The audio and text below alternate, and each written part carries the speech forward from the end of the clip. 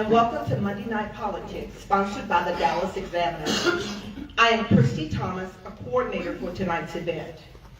Tonight, I want to give the candidates and the audience a few housekeeping guidelines to ensure that the forum moves smoothly so we can provide a space that is safe and conducive to learn about each candidate and their platform.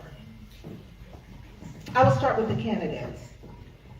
Candidates, you will have 2 minutes for your opening and closing statement, and 2 minutes to answer questions from the moderator and the audience. Our timekeeper tonight is Mr. Anthony Marshall. Help me wish him a happy birthday.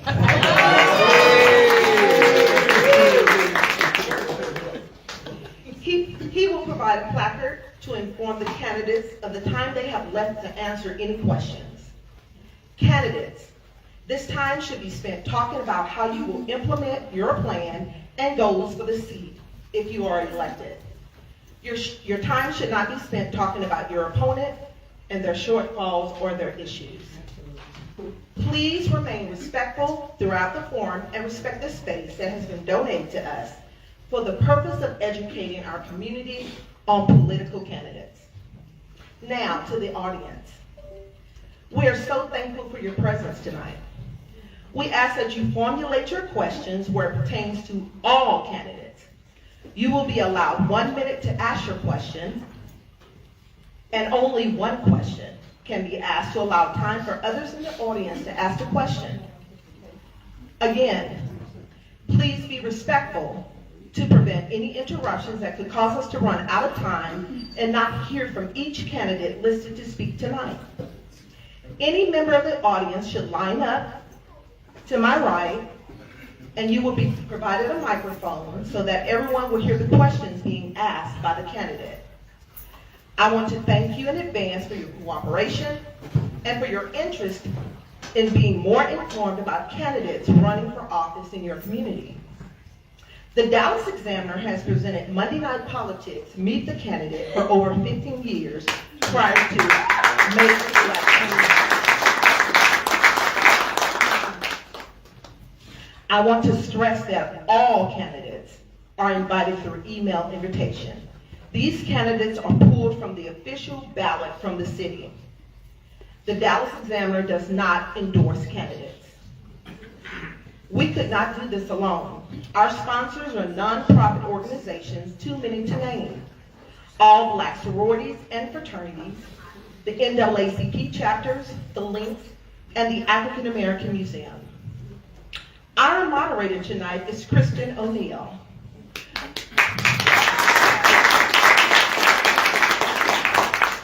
She is very familiar with city government in our community. She holds a bachelor's degree of science degree in business administration and a master's in organization and strategy from the University of Texas at Dallas. She is a lead consultant and works with the Texas Association of African Americans Chamber of Commerce, where she is committed to community and economic empowerment.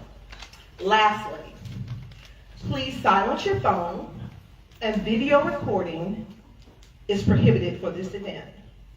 On behalf of the Dallas Examiner and Molly Belt, we would like to thank you again for attending Monday Night Politics, Meet the Candidate.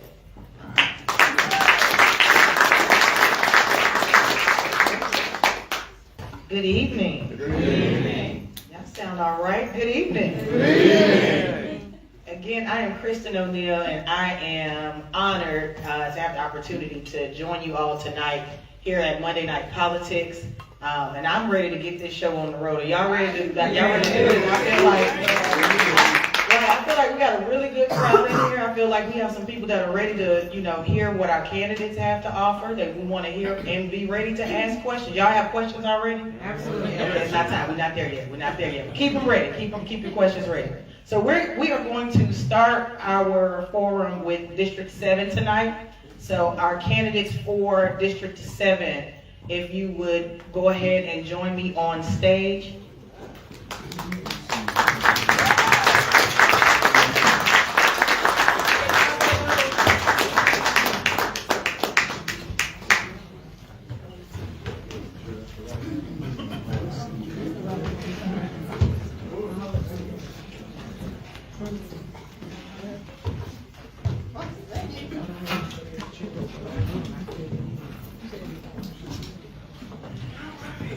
right, it's a good looking group here, good looking group.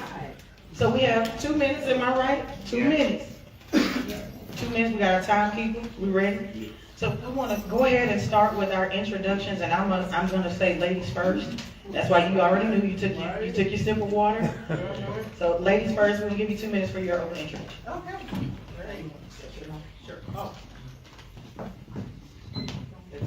Hey there, guys.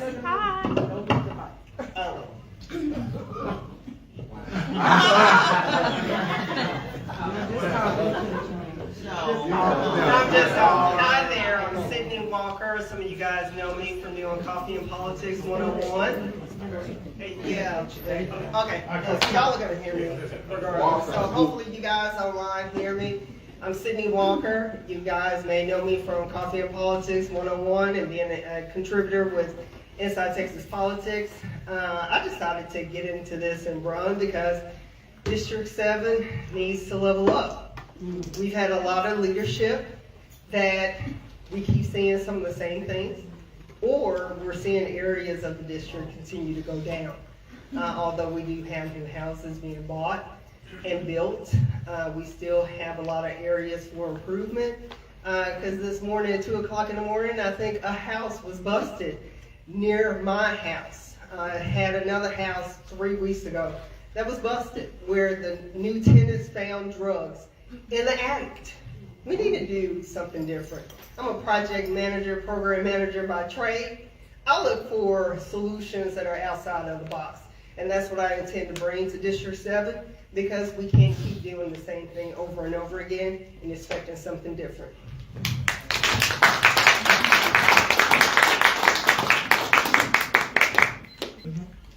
Hey, good evening, everyone. Good evening. My name's Jose Rivas.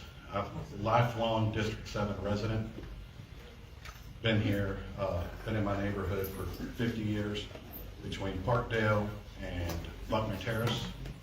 And I'm running because there are, much like Ms. Walker said, there's a lot of change that needs to come to D7. Whether it's our public safety concerns, we lead the district in murders. I'm concerned about the displacement in Fair Park in South Dallas. And that's being led, unfortunately, by the Forward Dallas Initiative. So I'm a retired Navy officer. I spent 11 years enlisted as well. So to all the veterans who are in here, thank you. There's nothing that I care more about than serving this city. I've served at the military level. I've served at the state level. I've served for 5 years on the Police Oversight Board, where we did some good work in changing some policy that Chief Garcia implemented. So I just want to continue this work in D7. I want to make our streets safer. I want to bring in some economic development, some grocery stores. We've got a lot of work to do in D7, and I'm going to need your help to do it. So thank you so much.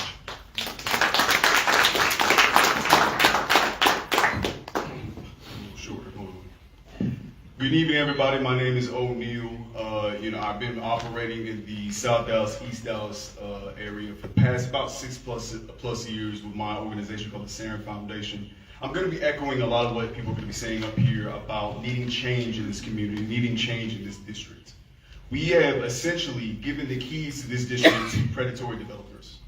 We have allowed for the displacement of our legacy homeowners, the legacy business owners that have created the culture of District 7, specifically South Dallas and East Dallas. They need our help and they need to be defended. What I've done in the past 6-7 years, I'm an environmentalist at heart. I care about the air that we breathe, the food that we eat, and the water that we drink, and the land that we stand on. And that land is being taken from us. In fact, I've basically in the past 2.5 years, we've cleaned up around 70,000 pounds of trash in South Dallas alone. We remediated 15 homes through our Get Up to Code program. And through that Get Up to Code program, what we found out is that especially older folks, because that program specifically is for people with disabilities, older folk, and veterans. but they are at threat of losing their homes and liens on their property, financial burdens from the city, financial burdens that comes from people that are coming into the community, throwing violations on their homes, or coming and paying the back taxes when the people are struggling and stealing that wealth from our communities. That wealth dictates how we do our politics. It dictates what we do in our communities. And so what I want to do with your help is to provide protection, defense, growth, and prosperity to legacy homeowners and legacy business owners and the folks that make South Dallas, East Dallas, and make this district. Thank you. Good evening, everyone. My name is Adam Bazaldua, and I have had the honor and privilege of serving District 7 for the past 6 years, almost 6 years. Before that, I was a school teacher with DISD, and I often say that there's no better way to see the disparities that exist in a community than through the lens of an educator. I saw that my students were getting their breakfast at a truck stop because there weren't any grocery stores in their neighborhood when I was teaching at Hutch. I saw that there was a disparity in the fact that the leadership at City Hall just placated to business interests and North Dallas interests. The reason I ran was because I wanted to be a voice for District 7 and fill a void, just as you've heard from several of the candidates here tonight. There was a void, and we've got a lot of disparity that we are trying to change. It didn't happen overnight, and I can't fix it overnight. We've made strides in 6 years. In fact, we've brought the largest investment to District 7 in the history of our city, including the largest investment to Fair Park in the history of our city, with legislation that took bipartisan support to get passed in Austin. I want to emphasize the amount of investment for infrastructure around the MLK corridor, getting federal grants, and we have an additional $30 million from city money that's coming into improvements right here in sunny South Dallas. In addition to that, in the bond, I brought historic investment for District 7 in the one and only bond that I've been in office since, which provided $5 million for the African American Museum that we're sitting in here now for much needed improvements because of leaders in the past that have neglected to get that done and prioritized. But in addition to that, a $20 million rebuild for Martin Luther King Jr. Center so that we can continue to build the legacy of Dr. King and let that center stand for what it is meant to stand for in the community and the asset that it serves. I look forward to talking more about our platform here tonight.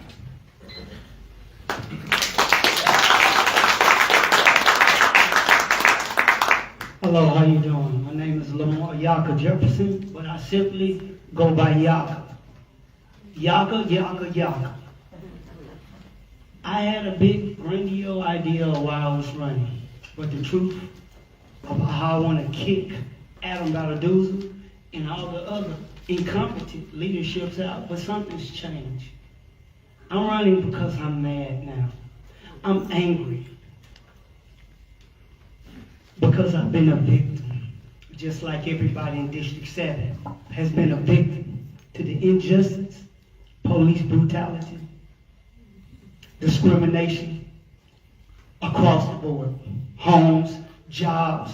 These burns that everybody's speaking of, they don't move outside of Fair Park. Fair Park is not just District 7. I was beaten here at District 7 in Fair Park in front of 9 police officers. And you want to know what happened? I was taken away in an ambulance. My hip is messed up right now. Because people in District 7 do not get the protection that they need. How many of you have been beaten by the police, in front of the police? And where is our councilmen, the councilwomen, the council people? They're nowhere to be found until it's time for votes and bonds to be passed. Enough is enough. No more lackluster leaders. No more degenerate leaders.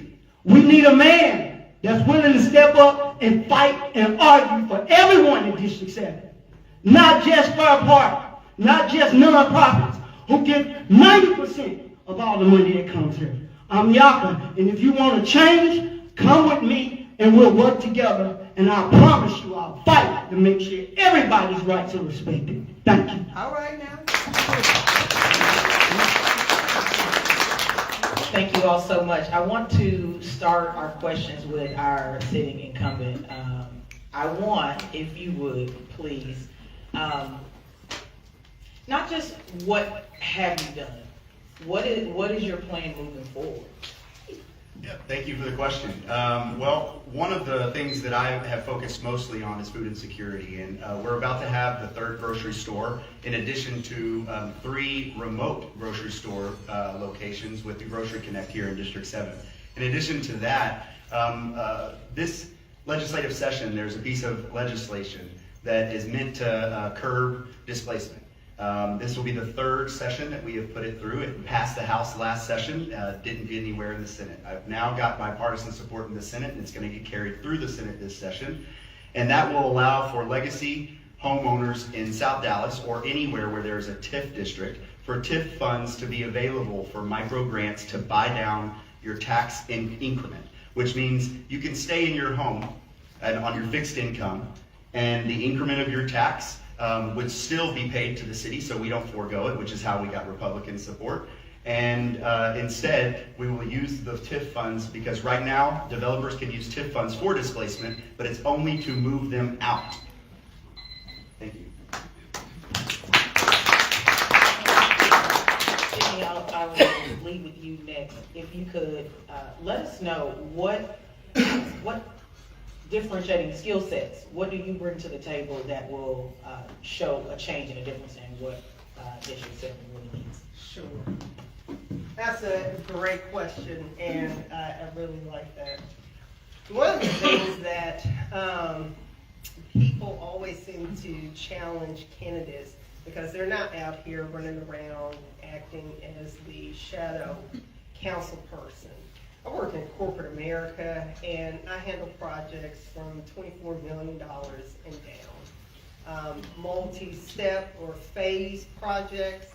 And one of the things that I love about being a project manager and a program manager is that I interact with all levels of leadership, all the way down to the developers and infrastructure guys that are setting up my servers and databases. And one of the things that I had to embrace as an individual is my voice does not match my person. So I have a commanding voice, I have a commanding presence, and that has allowed me to implement those multi-million-dollar projects with confidence and everyone being on board for the mission.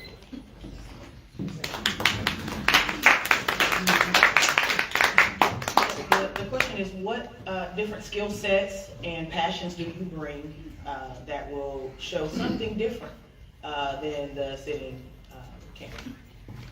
Well, first and foremost, I think there's a level of maturity and balance that comes with when the folks that work with me.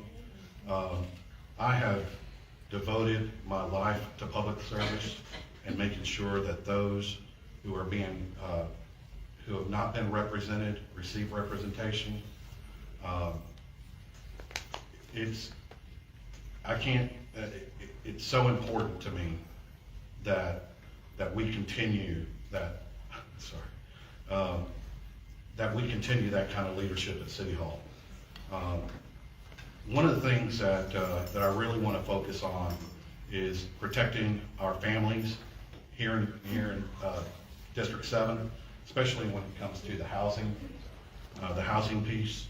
I'm all for legislation, but what's happened at our city local level is not what needs to isn't carrying what's actually happening. Thank you.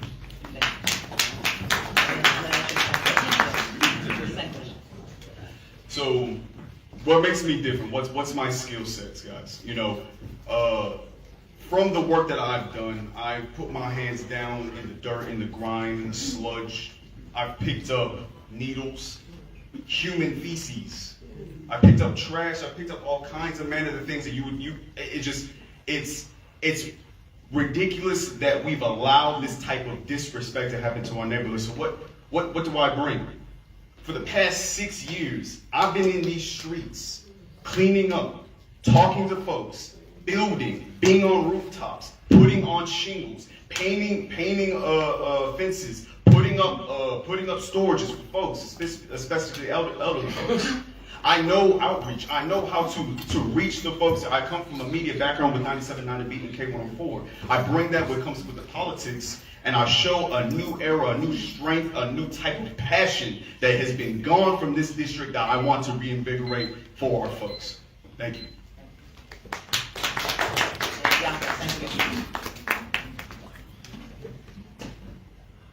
What do I bring?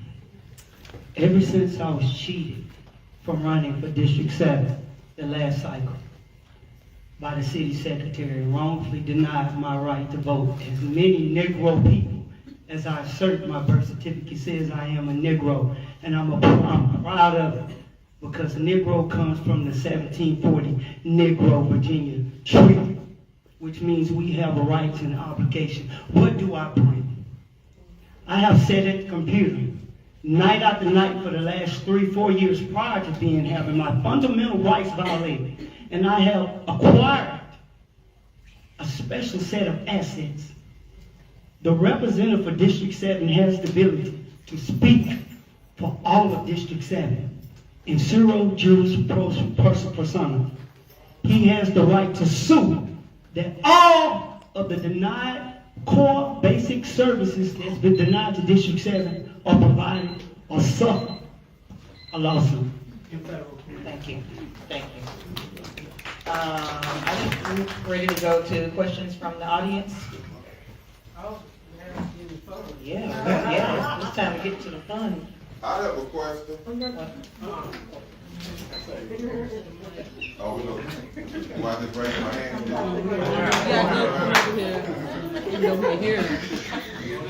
If anyone has a question, you can go ahead and come around to the side stage here.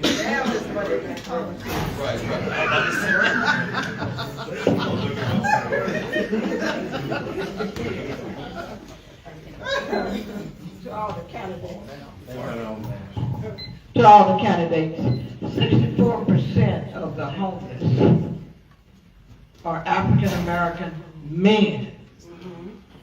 And so the key here is, what do you plan or what are you doing to confront that issue?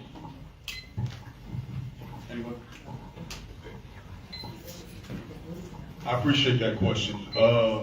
So my 9 to 5s, I work for TRAC. I don't know if anyone's familiar with TRAC, Transition Resource Action Center. They provide wraparound services to 18 to 24-year-old unsheltered brothers and sisters. There's 4,500, according to a study done in 2024 about the ISD, that there's 4,500 students that are facing housing insecurity. What we're facing is a connection between our young finding out that are going through a lot of the homeless, going through a lot of this chronic homelessness at a very young age, starting at 13, 14, and 15. Like you said, older black men, specifically between the ages of 45 and 55, are our biggest group that are unhoused. We have to make sure that we provide them not only the wraparound resources that we just like we do for our young adults, but also at the end of the day, people need housing. At the end of the day, if you're going to solve the houseless epidemic, we need to find ways to make sure that people have houses and are provided resources to be able to maintain those homes, just like we do at TRAC. Thank you.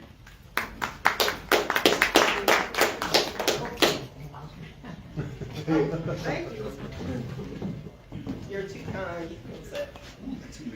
So, when I worked at Sigma, one of the things that I really found a great appreciation for is mental health.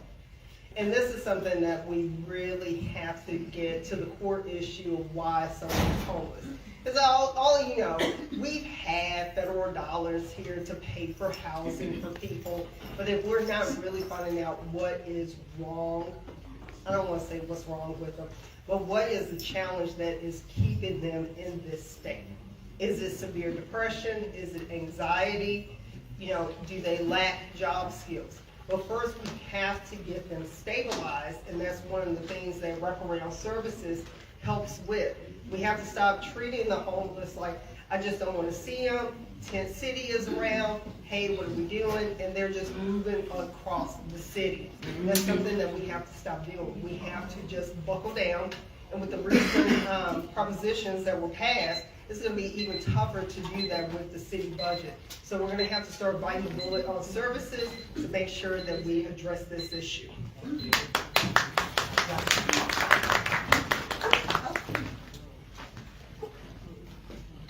People, we have to face the truth, and this is the truth. Dallas got money. Dallas got plenty of money.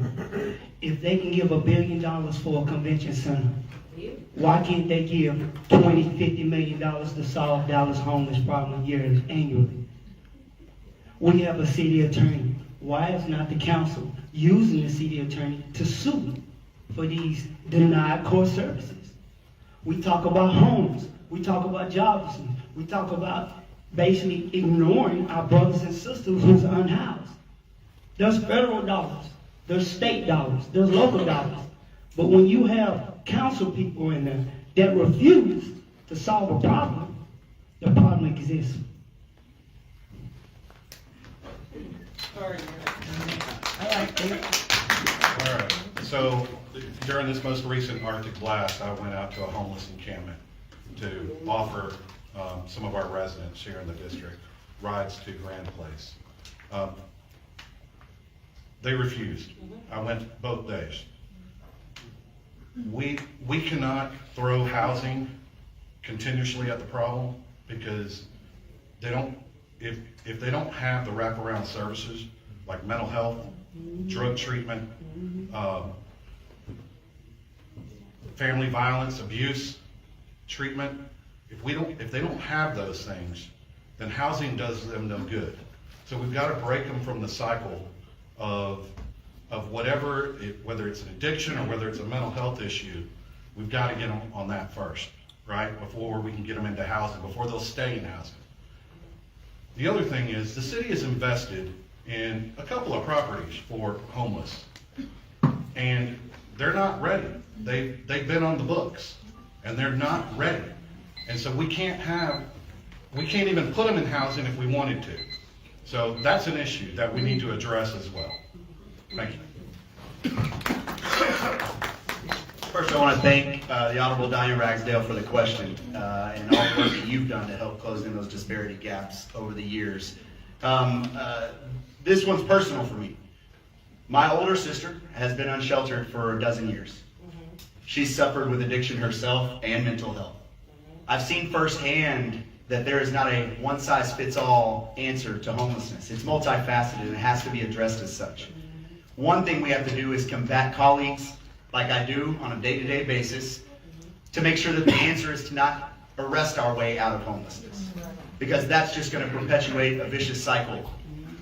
In addition to that, we have to be serious. Now, Housing First is not a bad thing, but it's a one-size-fits-all. So in addition to Housing First, because over the past 6 years, when I got in council, we didn't even have an Office of Homeless Solutions. Now we have an entire department that is devoted to that. For the past 6 years, we have actually housed over 6,000 people off of the street. But we need to bring in more robust services for mental health and addiction so that we can complete the services that we have to offer, and not just for those who are housing stable and ready. Thank you.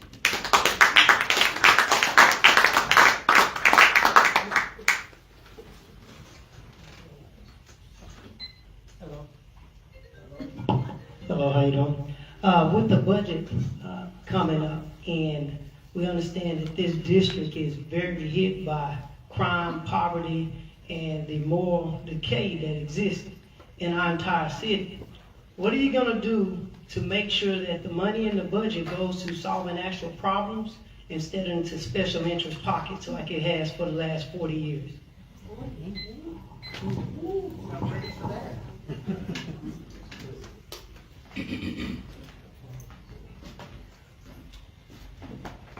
Majority of the voters in this district identify as Negro, Black, African American. We have become a godless people. We have forgot God, Yahweh, Allah, however you identify your spirituality. We have forgot that which is the Creator, which will resolve all our simple issues. And since we won't seek out God, seek out AI, we need our own department of government officials Dallas Department of Government Efficiency.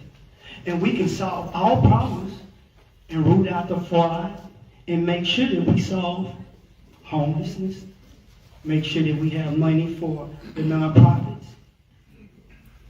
We just need to remember our Creator and pray as District 7. And whoever the Creator puts in your heart, hopefully it's this man or me, because District 7 needs a man. And I'm unapologetic about it. Oh, we dissing on me. Yeah. I know that. So- I'm sorry, 1 second. Oh, yes, ma'am. Let's have some order. Yes. And I'm not gonna repeat myself tonight. What does that mean? Let's have some order. We don't diss people, we respect people in here. We don't do that. That's not what we do at Monday Night Politics. You know what? I thought you were fussing at me just then. Okay. So one of the things that we can make sure that we're doing with the budget, because that's going to be a huge, huge thing that's coming up with whoever gets on council. One of the things I do want to remind everybody is when we had the former city manager, T.C. Broadnax, that the focus was supposed to be south of 30 and making sure that the dollars for the city budget actually got there.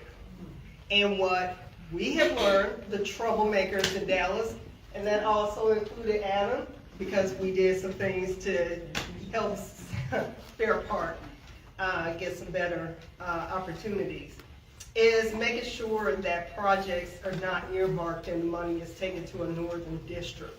That dashboard that T.C. Broadnax was supposed to implement so we can keep track of bond projects doesn't have any information on it. That is a critical problem here in the city of Dallas.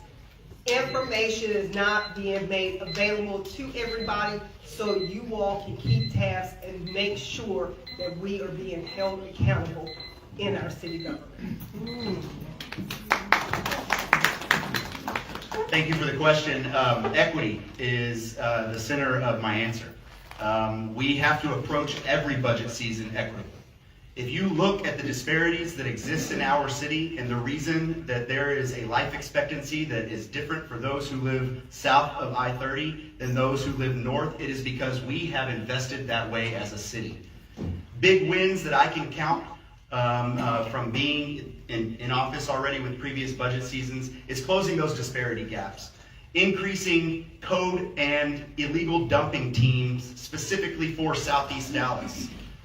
Increasing an opportunity for mental health resources, the Right Care program that never existed so that we don't have to, again, arrest our way out of these problems. Making sure that equitable investment in infrastructure is happening instead of allowing for colleagues on the council to have an argument that their constituents pay more into the tax base so they should have more of the investment. That's an old school mindset, and we need a fighter at City Hall who knows how to get things done, which is what I've been delivering for 6 years. I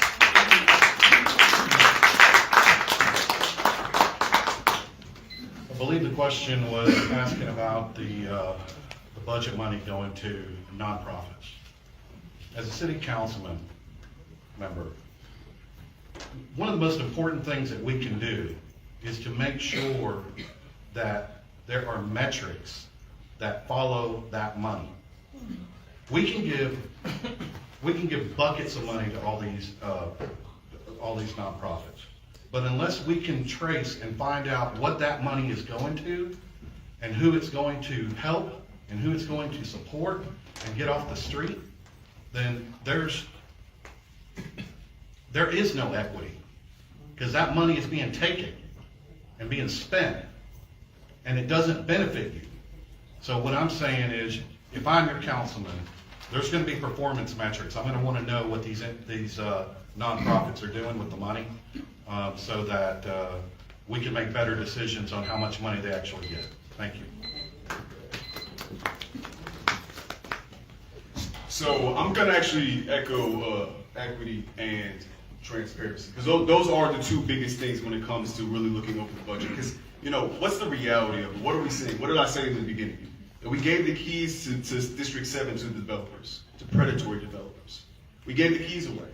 we're allocating and providing resources to development that is taking 2-3 years to even fix. They're allowing for a lot of their construction material to be scattered across District 7, specifically South Dallas and East Dallas. Now, we need to have an advocate at City Hall to let everyone know, to provide the actual information when it comes to transparency, so everyone knows where those dollars are coming from. But also, too, we need to stop funneling money to these large developers. And I'll be honest with you, even Fair Park. And Fair Park makes a lot of money, but you look at the surrounding neighborhoods around Fair Park. Where's that money coming? We're not seeing it. Where's it going? I'll let y'all think on that.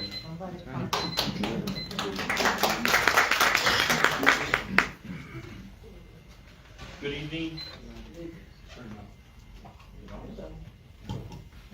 Good evening.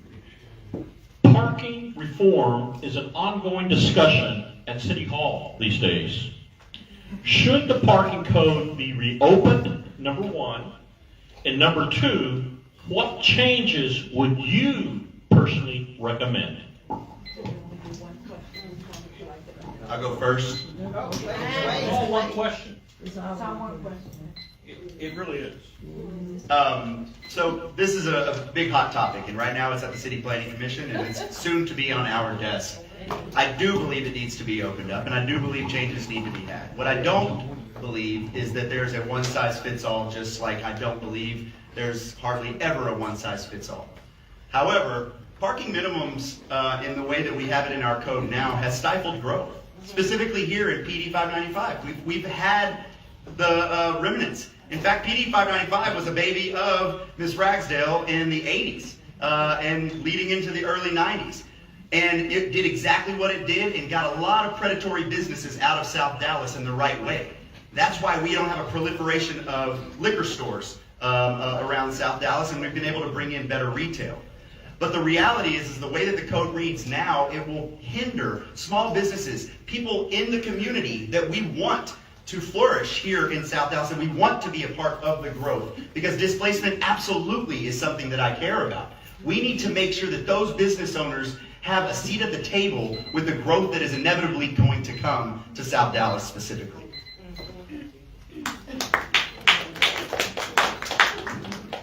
All right, parking reform? Yeah. All right. So, not any decision on parking reform that is going to help or hinder a business needs to have that business's input. But not just that business's input. It needs to have the residents' input that are around there, okay? So, it's not a one-size-fits-all, I agree with that. But everything that I've seen coming from City Hall is a one-size-fits-all. So, as your representative, I'm telling you, I'm engaged in the community. Residents will be heard along with our businesses. Thank you. Great question on parking. So yes, it needs to be opened up again. I think we all can agree on that. One of the biggest challenges, and I live in South Dallas and I grew up in South Dallas. I tried to go to Exposition on public transportation. Guess what? I got to go downtown and then come on over either on the train or another bus. Getting around in the community is a huge block. It's a huge block in the city. We have to have the growth being met and matched with DART. DART has to step up and provide better transportation, public transportation, and not taking 2 hours to get around, still with the changes that have been met. So while we do want to customize parking for businesses and give them that option, we're still going to have a better option for public transportation to move people in and out, since there's such a push for a walkable city and to get people out of their cars.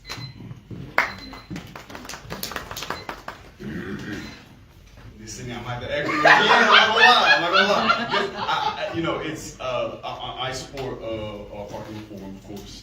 But you know, like everyone basically echoing again, it's a complicated situation that's going to require a lot of layers and a lot of input from the community.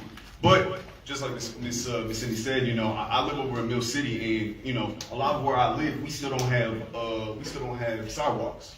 You know what I'm saying? We're still having to be afraid to get into the streets because people are zooming by off of Foreman or zooming by off of Fitzhugh or whatever it may be. So yes, I want parking reform, but we have to keep in mind that, just like what Ms. Cindy said, that our public transit is not adequate in Dallas.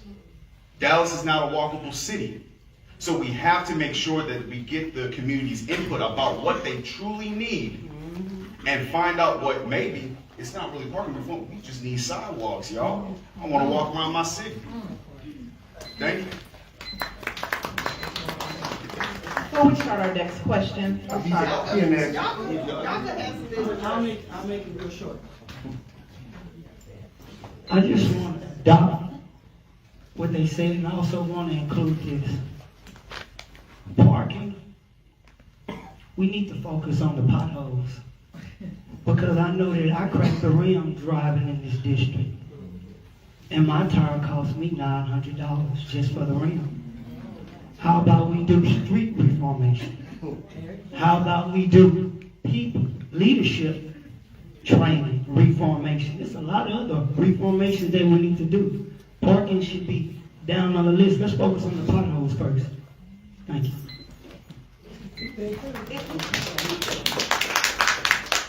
If you would please slide over so that those who are standing can have a seat. Hello, everyone. I'm reading this question from Mr. Albert Gonzalez, the Mexican American Museum of Texas board member. With approximately 42% of the city of Dallas and 40% of the state of Texas population being Hispanic, the majority of Mexican Americans, many across the state, feel that Mexican American Museum of Texas that tells the story of the history of Mexican Americans is long, long overdue. Several locations are being considered and discussed as sites. One near the Latino Center, another near the Dallas Convention Center, and possibly Fair Park. As a council member, what effort and initiative would you take to support such a museum to become a reality?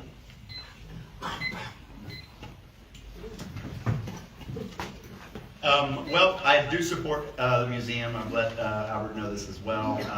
This is something that they're working across the state to get the support for, and I think that it's great that Dallas has been chosen for it. I would love for it to be here in Fair Park, and that is definitely some talks. I think that it's land that we already have, and I think that it would be great to have close to this museum that we're in right now, the African American Museum, because I think that it's important for us to embrace the cultures of our community.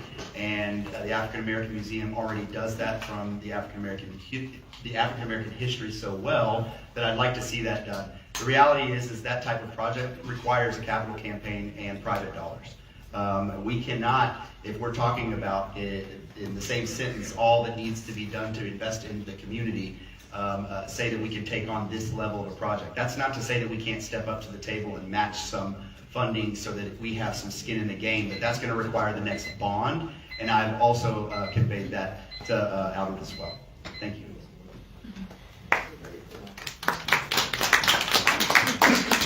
Great minds think alike, because I was thinking Fair Park as well. One of the things about privatizing Fair Park was to make sure that the empty buildings here were filled. So why aren't we courting a museum to be here? My oldest went to school at the Science Place, which that building is completely empty. Great place for Mexican American history to be showcased in the city of Dallas. This place was founded during a time during a lot of racism. The Hall of Negro Life was in the parking lot between Music Hall and this building. Let's bring more diversity. Let's bring that equity of people's stories being told. Let's put it in everyone's face, because we all need to know each other's history and their greatness. Thank you for the question. What was the question? Who asked the question? Where was it? Thank you for the question. I'm absolutely in support of the Mexican American Museum. I'm also in support of it being in Fair Park. I think now more than ever, we need to stand up for our Latino brothers and sisters. There's a large undocumented group within District 7 that is facing existential crisis. And they are a part of our community, they make our community great. And what a great way to show that we are in hands and in solidarity with our Latino brothers and sisters and having a museum here in District 7. Because, like I said, we have a fascist government that's going after our neighbors. And we need to defend them, and we need to show them that we are here to make sure that they are part of the community. They can benefit from the community, and the community will have their back if anything happens when it comes to this ridiculousness.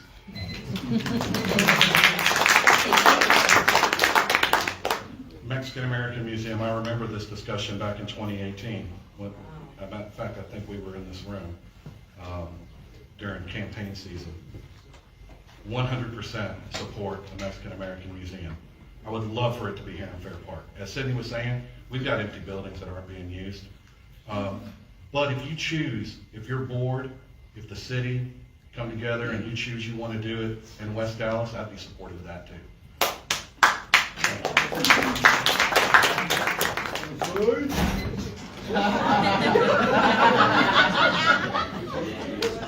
West side, he say south side. How about that? South side.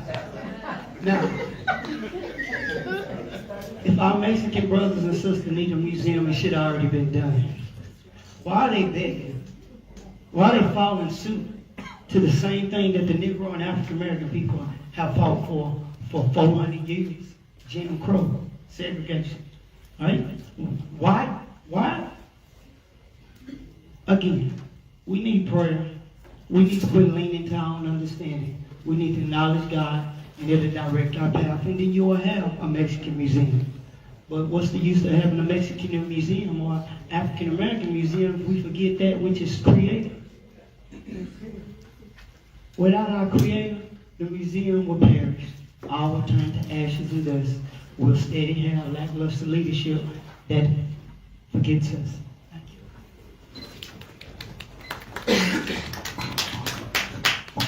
Good evening. My name is Tim Jackson. I'm here on behalf of the Alliance for Black Economics Political Action Committee.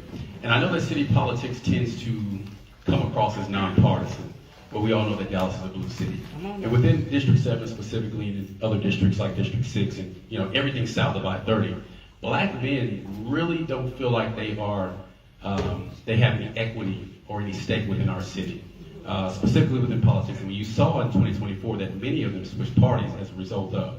So if you are elected to District 7 as a representative, how will you ensure that black boys and black men specifically who populate the area, I know in South Dallas and other areas, that they are equitable members of the community and that you are presenting opportunities for them to thrive as well?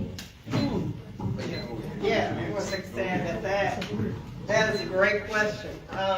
One of the things that, as I knock on doors and talk to people about gun safety in their neighborhoods, I ask all of the men, what can we do to get back to feeling safe inside our neighborhoods and our communities?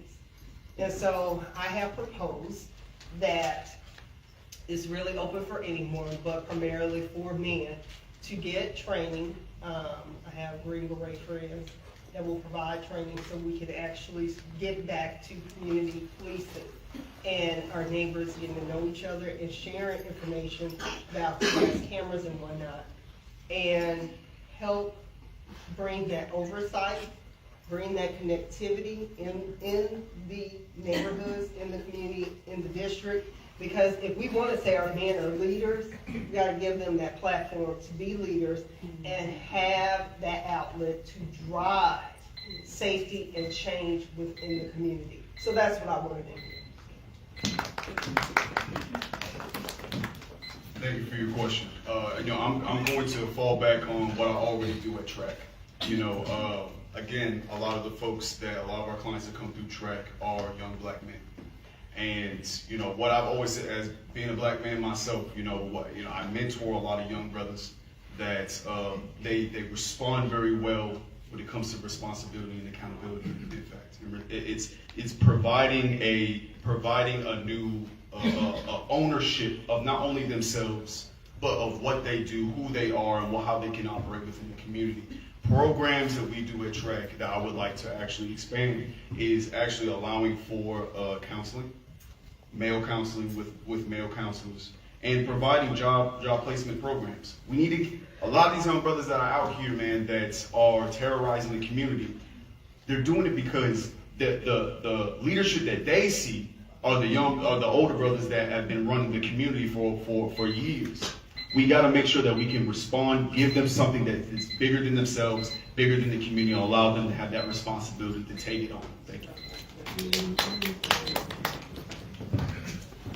Thank you. I meet with our Hispanic and Black youth every week at the state level, at the county level. And one of the things that they lack, and one of the things that I talk to them about, is mentorship and finding a leader in the community. We as men, we as professional men, need to provide that kind of leadership and mentorship, not only to other men, but to our youth. All right? Because I'm seeing them when they're incarcerated. And what I talk to them about is what, when they reintegrate to the community, that they've got to take their treatment and their counseling serious. Because when they come back to the community, we want them to be leaders in our community.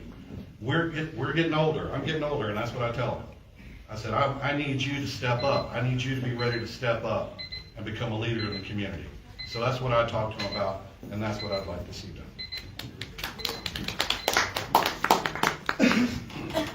First thing we got to do is stop locking up these young black boys and Latino boys, and stop making it so easy to send them to a life sentence rather than a trade sentence that's funded by the city. If we want to make a difference, we need to fund, invest in educating with skills instead of making it so easy to bring foreigners drugs in this country and put it in the entire little young black and brown boys' hands and then lock them up when they don't have a plane.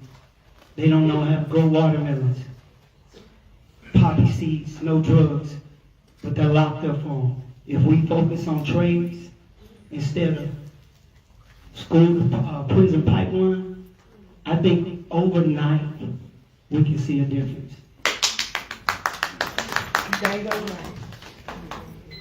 Thank you for the question. I could speak about my philosophy the whole time on the mic, but I could also talk about the job that we're all interviewing for, which is at City Hall. And it's important for us to continue to hone in on inequity.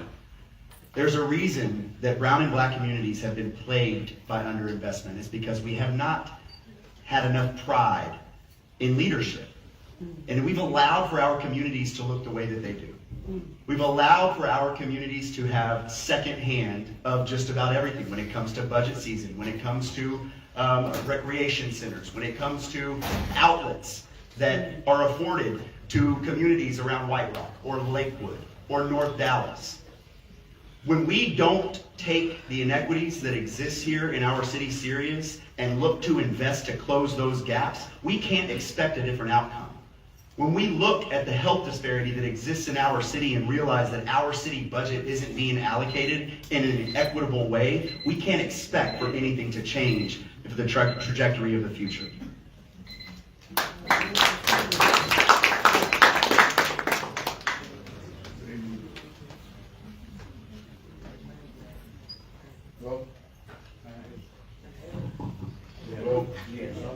Hear me out there? Yes, sir. We can hear you.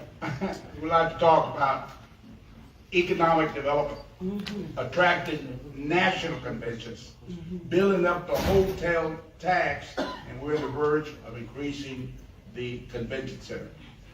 Would you be in favor of Fair Park becoming a mini Six Flags Over Texas amusement park, purchasing over 100,000 parking spaces so the people can be entertained, increase our national convention, bring our hotel taxes, and expand it using the convention center. Would you be in favor of a mini Six Flags over Texas in Fair Park?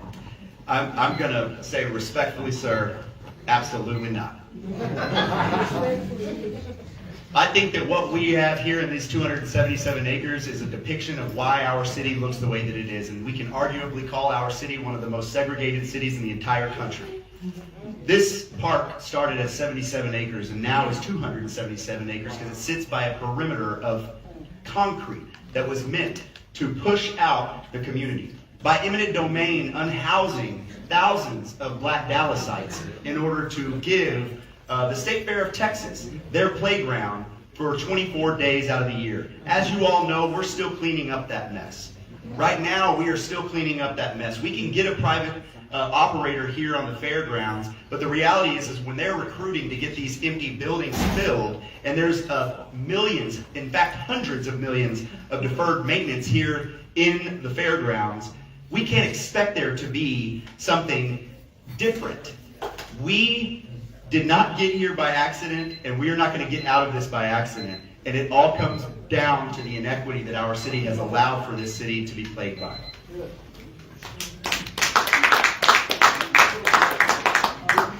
Thank you for your question, sir. I don't know where you went. Yeah, thank you, brother. Gotcha. So, yeah, I'm gonna have to say that for us to even entertain that type of change within Fair Park, there needs to be reparations for the folks around Fair Park. There has to be. There's too many millions of dollars goes into the fair, and none of it's coming out to support the people around the fair at all. So, you know, we have to first understand that Fair Park, that District 7 and the people in District 7, we host Fair Park. Yeah. Fair Park is that people are coming over here as our guests.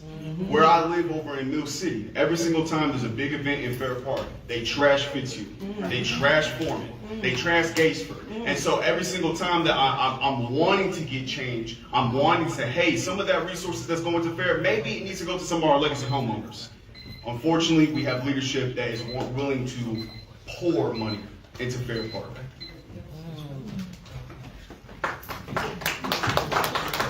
Thank you for your question. That's really out of the box, right? It's all good. I don't think it's a good fit. I don't think it's a good fit for Fair Park, District 7, all right? It's not just the state fair. We have a lot of lip service given to Fair Park in South Dallas from council when they say Fair Park is a gem. It's the crown jewel. But you never, ever see the investment coming in here. Thank you. You never see it coming in here, and it doesn't go to the community. So what I'm saying is thank you for offering that solution, but I think what we've got to do is stand up first, spend the money where it needs to be spent here at the fair, not the fair, the park, right? Taking care of our buildings, making sure the grounds are good to go, opening it up for our community, right? Bringing in some investment so that it starts generating funds. Thank you. That is a great question, my troublemaker friend. No, on 100 parking spaces. Didn't we just talk about reopening parking requirements here? Why would we do something like that? Number one. Number two, we privatized Fair Park for a reason. And what have we to show for it? The prime example of privatization done correctly, I knew it as the Garden Center. It's the Texas Discovery Gardens. If we're going to have privatization, we're going to give away our assets in a PPP relationship, then we should be benefiting from it. How did that one entity turn something into where you can see where the money has been spent, you can see the improvements, you can see how they're showcasing the Garden Center, Texas Discovery Gardens. But yet we've had Fair Park being privatized all this time, and it was for 30 years, well 20 years with a 10-year option. What are we doing?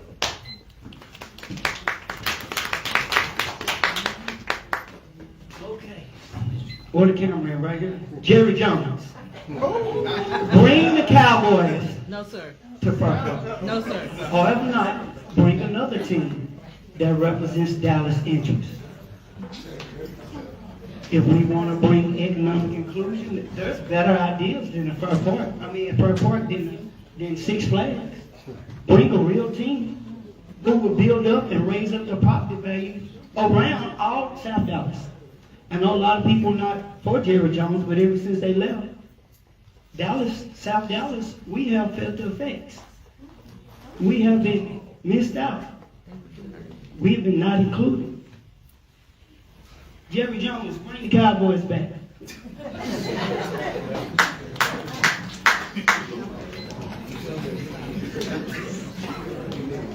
Good evening. This is a question for District 7. I'm in District 6, and I know in the campaign season, politicians say whatever they want to say until they get elected.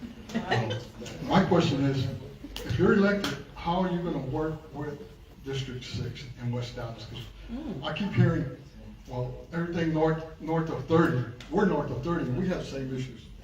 We attend the same meetings all over Dallas, all over Dallas. You see each other on a regular basis. Yeah. And we know what the system, how the system works.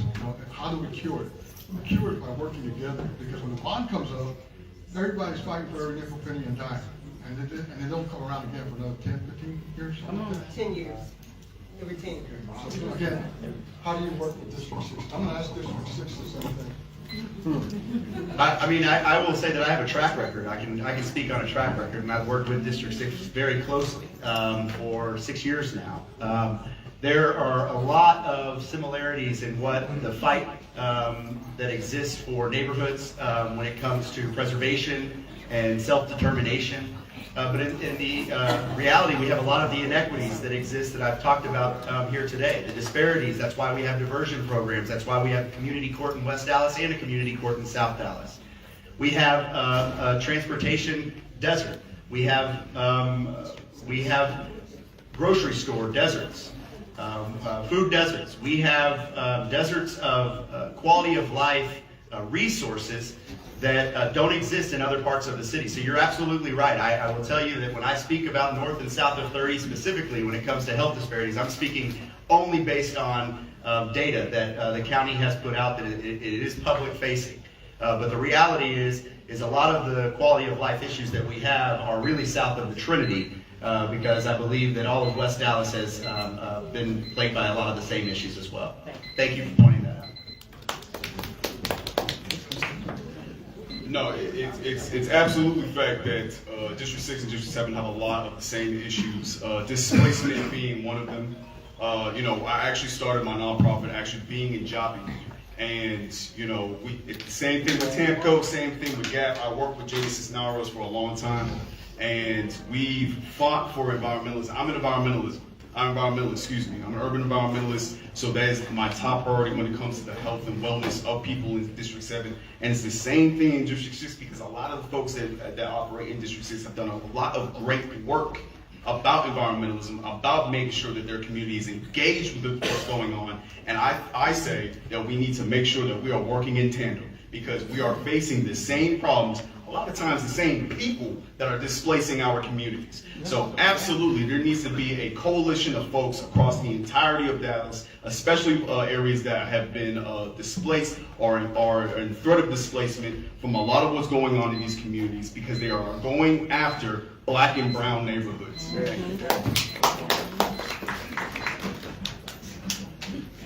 Gentlemen, I want to direct you personally. Term limits. Term limits. Because 99.9% of the politicians who go in there, they lie, they steal, and they cheat their way to those positions. And we, as the communities, in 6 and 7, allow for them to keep getting voted back in. If they don't keep their promises and their word the first time, kick them out. Kick them out again. Term limits. If they don't keep their word, kick them out. Hold them accountable. Don't give them 2 and 3 and 4, 100 years to serve. And we steady here when I'm 100 years old complaining about the same thing that we all doing right now.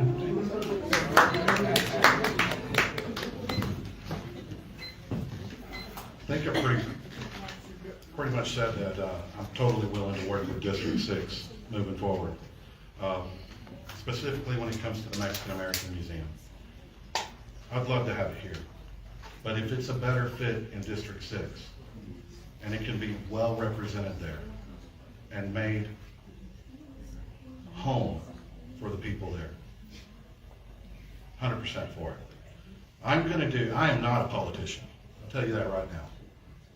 I am not a politician. I am here to serve the residents of this district and the residents of this city, to do the best thing for those residents.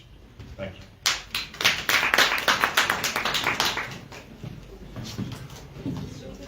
Those of y'all that know me know I can be quite the social butterfly, okay? Personally, me being at the Horseshoe, I want to form a coalition of the districts that look like 7, which includes the part of District 6 that busts up to 7. But there's also 5, there's 4, and there's 8. And I've been driving around looking at all the districts and seeing the same thing over and over and over again. And yes, part of 6 is in the north. We don't have problems up there. So it is about banding together. The product line that I serve at work was severely underfunded. They weren't getting any of their needs met. And so now they're getting supported by the money of the bank. So when the product line actually implements their changes for the merchants, they're being supported. And that's something that we need to do here at City Hall for all the districts.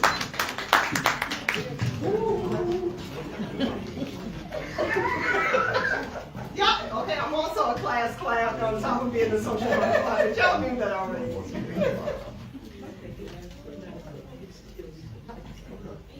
I don't have a perfect question to ask. I want to ask a personal question to all of you. To me, all of our leaders, they are criminals and liars, and all they do is just put on the front, almost like what I'm seeing. Everyone is answering perfect, smiling for the camera, saying the right things. But what are you really going to do? Can you answer honestly from within yourself? What are you really going to do? If you get in office, is South Dallas still going to look snaggletooth like it does? Is one race still going to be pushing up over another race who, this is their homeland. They're prisoners of war, whether they want to believe it or know it or not. So what is really going to be different if one of you get in office? Oh, go ahead. That's a great question. And I'm going to speak to you from my heart.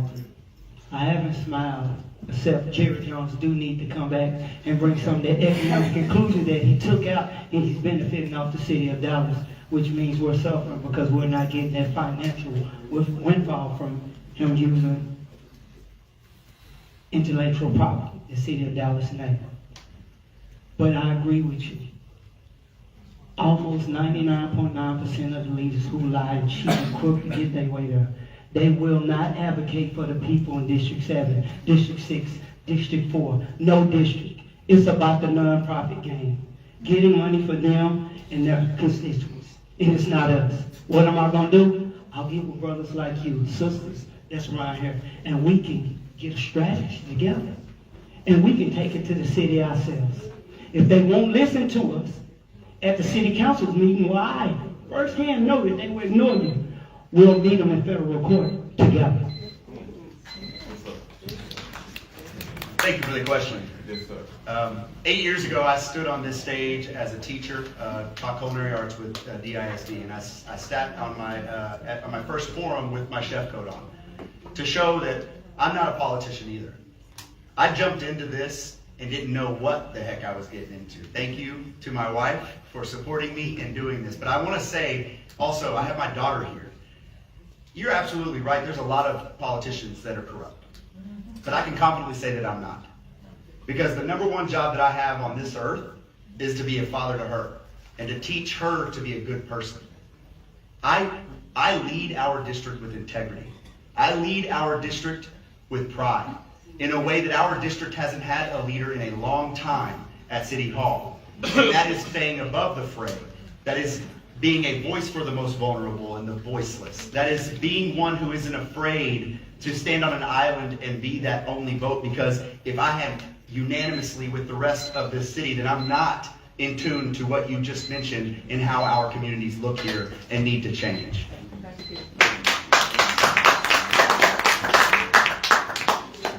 I invite you to check out Coffee and Politics 101.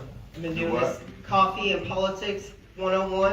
I've been doing Invite it. me to what? Check out? Check it out. It's my online show. I don't know. Who I am is what I have always been. I haven't changed. And I pride myself on calling out what needs to be called out. And that's why I started the show, because people lack civic education to understand what their city government, their county government, state and federal government does for them. So when they go to the ballot box, they can make a better decision. Who cares about the name? Do you know the role that the person is running for? And that is the key, which is why I have had, with the help of Kim Tauber, so many from City Hall on the show to explain that. I haven't changed. People that have known me since high school will tell you I'm the same way. I'm gonna crack jokes, I'm gonna bring levity, but I also bring seriousness, and if I need to call you out, I'm gonna call you out. And I won't do the same.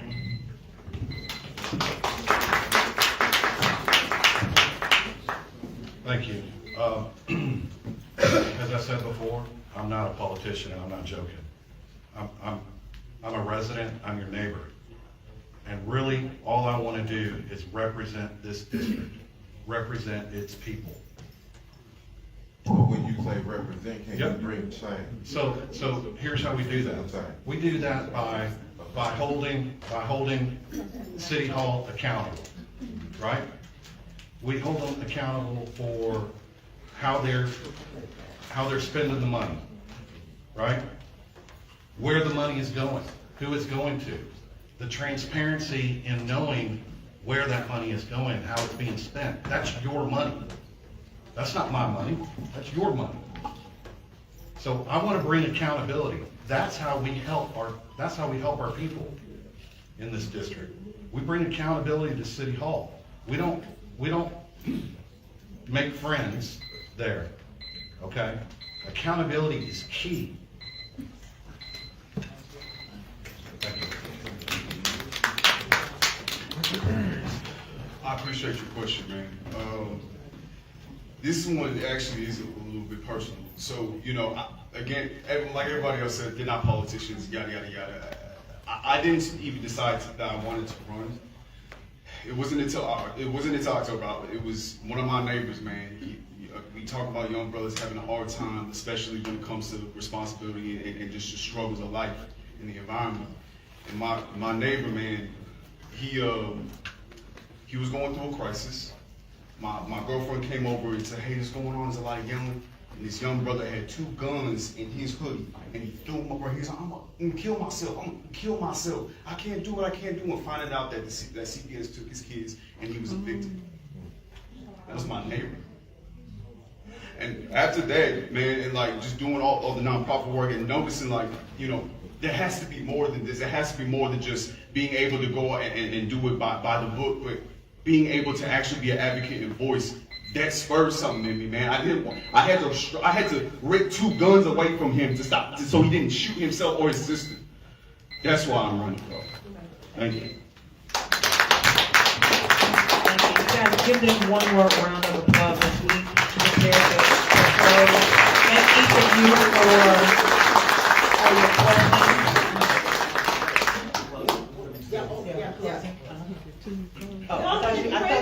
You ready? So we're gonna do 1 minute closing. 1 minute closing. I would ask that you would include what is your thing? What is going to be the lasting thing that you want people to walk away with? I want to finish the fight that I've started. I want to finish bringing equitable investment to District 7. I want to finish being a fighter at City Hall for the most vulnerable populations in our city. Right now we have threats for our rights at every level of government. Right now we have people in power who are wanting to diminish the work that we have already put in motion to close in some of those gaps. I want to continue to be the leader for District 7 and bring in change on the Martin Luther King corridor, the Martin Luther King Recreation Center, the White Rock Hills Recreation Center. Before we get, I was prepared more for a 2-minute, but I do want to say a big thank you to the Belts and for the Examiner for having us here today. This is a staple in our community. I look forward to it every cycle. And 8 years ago, I was here for the first time, but I've only been serving for 6 years. And I encourage the candidates who jumped in the race to get to know the neighborhoods over the next 2 years. That's something that I did the first time I lost, and it was important because the voters need to know that we're here, not just when a ballot is up for election. Thank you.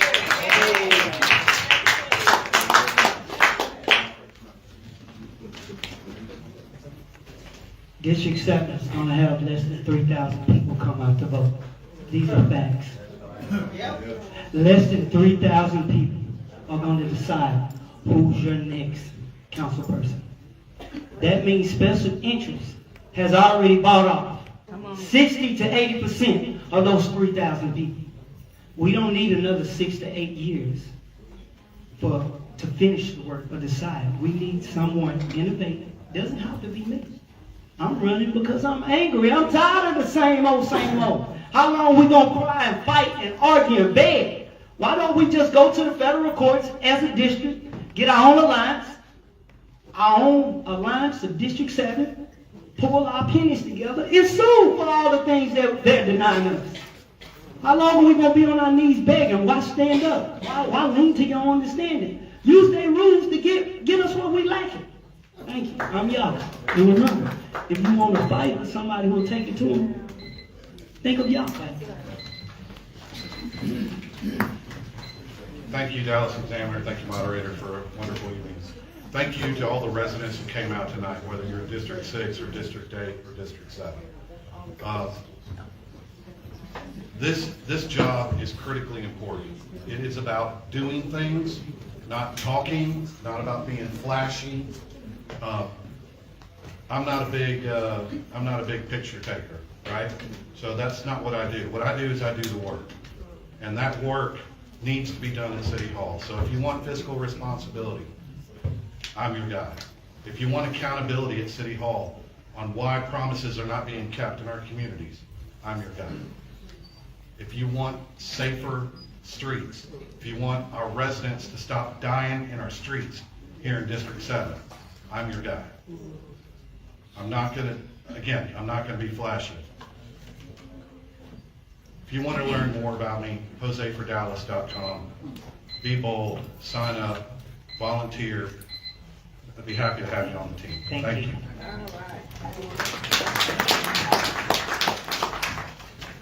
Thank you everyone for coming out here to listen to us speak. You didn't have to come out here, so I appreciate it.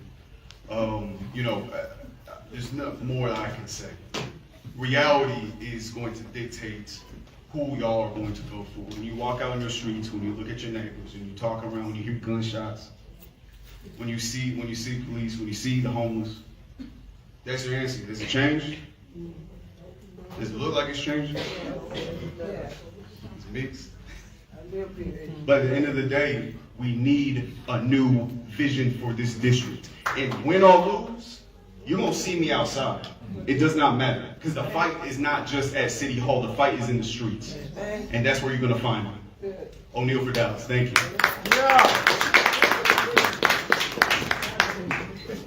So good to see passion with our young people.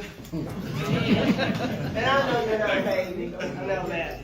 Okay, so, seeing the neighborhoods. I see the neighborhoods because I don't have a grocery store, so I used to go to Sam's Club over off of 30 and Buckner, and the Walmart there. Thank you. And I am also a runner, so I run through District 7, 2, and 4 all the time. I know the area. I've seen it in a glorious time, and I've also seen it what it has been. And I was told that as a new council person, it takes 6 years for you to kind of get things implemented. I'm an implementer. That's all I know how to do, is line things up and get it done. I hit the ground running. So the thing is that District 7 needs to level up. It needs some modernness. We need to bring more to the district, and that's what I'm here for.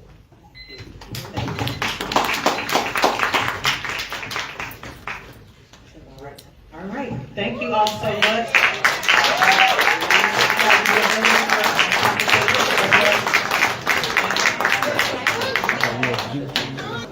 Let's get started with District 6. Thank you. I want to reiterate the rules. Please respect the space. Candidates, please do not say anything inappropriate about a candidate. Questions will come from the audience. You know where to come to the right.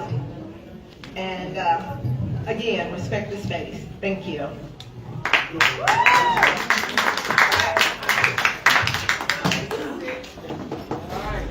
All right, y'all ready for round 2? All right, I love it. We're going to start with our opening statements. We want to hear from you, right? That's why we're here. So 2 minutes. 2 minutes.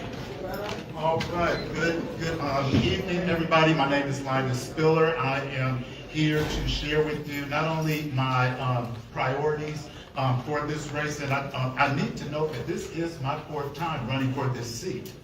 And that's something that matters because it means that I really do care about the district that we live in. Somebody had mentioned that, well, you know, there are different priorities in Northwest Dallas than West Dallas. Well, let me just give you a picture of what it looks like. Northwest Dallas, Bachman Lake area, it's there. We're separated by an industrial area, and then West Dallas is on the bottom half. When it was first gerrymandered, it was gerrymandered and looked like a horseshoe with a handle. And that was to keep different communities together and not being able to be served equitably. And that's something that we don't know about right here. I'm originally from Flint, Michigan. I always say I got the spirit of the late Eric Mays in me, because like Sister Diane Ragsdale, Al Lipscomb, I do not bow down to anyone. So when I say that I'm for affordable housing, I'm for affordable housing. When I say that I'm for economic development, especially in the West Dallas area where we have food swamps, food deserts, food everything, housing swamps, food housing swamp, the whole thing. I'm also for economic development. Add to that career and education. We can't talk about any of those things if residents in the entire district are educated so that they can get the jobs that they need to afford the housing that they require for their families. You can't have one without the other. Okay? And then a better utilization of city services. Our city services do not work, and a lot of them have just kind of gone away. The city acts like we don't realize that we're not getting them, but we have late trash pickup. They're not fixing the huge potholes in our streets, or like a Lyft driver told me, your streets are sick. What are you going to do about it? He was from another country. So I'll be able to share more with you as this goes along. Thank you for having me. Thank you.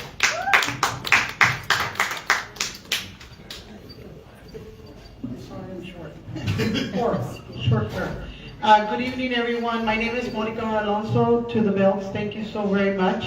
I'm running for City Council District 6 in this new open seat, and I ask for everyone that is listening that lives in District 6 to allow us the opportunity to be not only a fighter for you, someone that is going to listen to everybody, and someone that is going to be a voice for everyone in District 6. Not only for the community and the neighborhoods, but also for the business community. We have a lot of work to do. We want to make sure that we work continuously with our men and women in uniform, for our first responders, that we make sure that we follow with our crime watches. We make sure that we also talk about economic growth, what we can bring, because that provides revenue and jobs, and we want to ensure we have them in the city, in the district, and we also want to make sure that we continue with this cleaning of the infrastructure, because it's not completely done, and we want to make sure that we get that done. Also, most importantly is communication. We want to make sure that we communicate with everyone in District 6. Not just a select few, not in a select area, or not a select group of people, but every single body. Mi nombre es Mónica R. Alonso, yo soy candidata para el Consejo de la Ciudad del Distrito 6 y pido el apoyo para cada uno de ustedes y estoy esperando la oportunidad de poder ayudar y cómo podemos platicar juntos y dejar saber qué es lo que vamos a hacer para todos ustedes juntos. Thank you.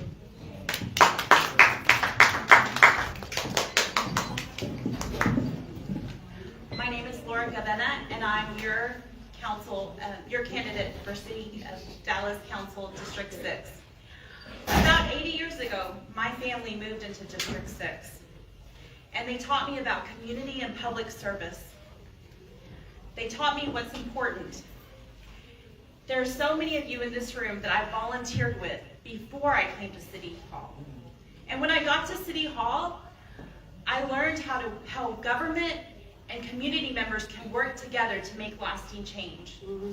Along the way, many of you asked me to consider running for council. I know what this job takes. I've seen it up close and personal, although I wasn't at the Horseshoe. So over a year ago, I started meeting with business leaders, community members in the north and in the south, in the west and the east of our district.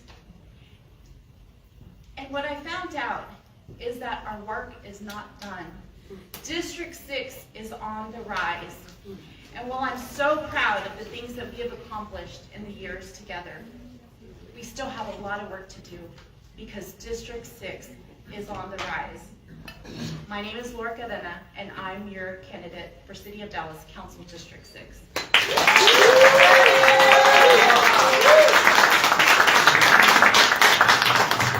I'm sorry, let me, I didn't remind, please, no recording. No recording, thank you. My name is Tony Carrillo. I'm 63 years old. I've been serving the community with 31 years, volunteer all around the Metroplex. Last 9 years was at Bishop Dunn, volunteering, working with students from elementary, middle school, and high school as a volunteer. And that takes, I don't want to be boasting about me, but it takes a lot of effort to do that. And I recently returned, went back to West Dallas and working with Manny Nash and Nino Martinez and JC Saragosa. I went back to coach because they didn't have instructors or coaches for these kids, these mentors. That's our future, so we need to put a lot of emphasis on these kids. And as far as other issues, I'll tap into those a little bit later on. But West Dallas has been overran by housing, and it was poorly managed. I mean, poorly. I had ideas back when I first ran. This is my 5th time running. So I'm asking you guys to give me a chance. If I don't live up to your par, guys, I guarantee you I'll quit. Because I know what I'm going to do, and I'm on a mission to do this and serve the community. That's what my motto is: to serve and God we trust. Thank you. Thank you. So, guys, there's already been a lot of conversation about District 6, District 7. What does that look like, right? I want to go ahead and start there. What does that collaboration look like? What can we expect from you in District 6? What does that look like to intermingle and have collaboration with District 7?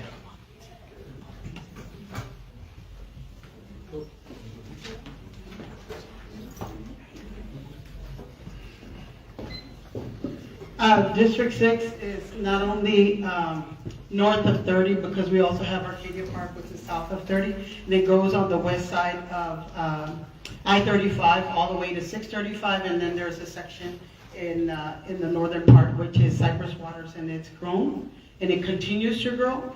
But aside from growing, it's also a very vibrant community and a very diverse community that only wants to be not only respected, but included, informed, and invited. And for a long time, that didn't happen much, so we started working on that. I will share with you, I've been around this area for a very long time because not only do I like that to be able to be in the community, help the community, but also provide the services that I can provide to this community. So what is it that is happening? There's a lot happening, but aside from the growth, it's also wanting to make sure that we collaborate with everyone so that we can be able to have the support for whatever we want to bring forward. Thank you. So anything that you want to pass the council requires 8 votes. It's so important that you collaborate with your colleagues on the council, that you visit their districts, that you know what's important to them, so that when things are going to be voted on in your district, they also know what's important for you. And so we have to have communication, not just with our district, but also with those on the council as well.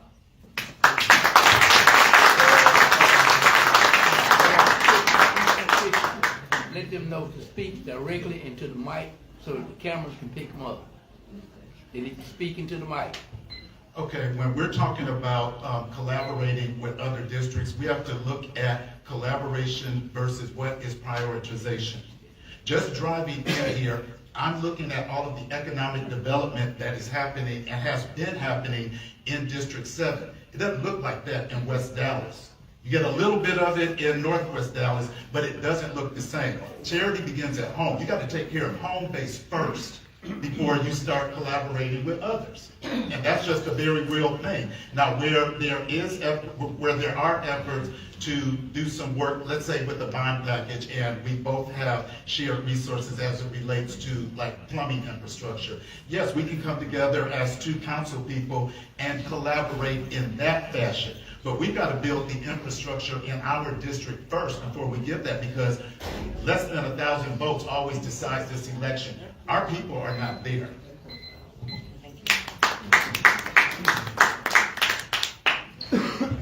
Again, as I told you guys, I've been a server here for the community all 31 years, like I said. And I know people all over Dallas, from Park Cities to Lake Highlands to White Rock to East Dallas, District 7 over there too. That's I see a lot of vision. I see a lot of things that can happen over there. That's not my district. I can't do too much, place too much basis on that. East Dallas, all over. I got friends all over, so I can relate to all these councilmen and tell them issues that they don't know, because I'm a hunter guy and I'm a family guy, and fathers and the sons, 3rd generation. We all get together and we talk about issues all over Dallas, and there's like us in West Dallas. We're a little bit lower than medium, as far as funding and money and that. So we get, and then we are a majority, us people, so we know what's going on and what we need. So that's how I work. I plan on working with the council. All right. Thank you. Thank you. My next question is around the federal and state meddling. I'm gonna say meddling in local government, right? Local with our local politics. Like, what are you gonna do? How are you planning on addressing that? They're meddling. Laura, I'll let you go. So, in the past legislation, there was a couple of issues that directly affected District 6. We call them sleeper bills, right? It affected the Board of Adjustments, right? And so that has greatly affected District 6 because some of the changes that happened. So we need to make sure that we are on top of anything that's coming through the ledge, right? And we also need to work with our colleagues on the council so that we're advocating for things that are important, because it's not just one council member that decides what our legislative agenda is. It actually has to go through a committee and then goes to council and gets passed. So.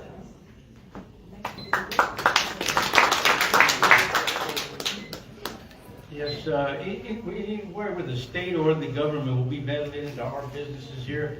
We're going to follow the law, and whatever the law permits us to do, we'll stand by it. But like I said, our priority one is for the city of Dallas, and let us prosper for everyone.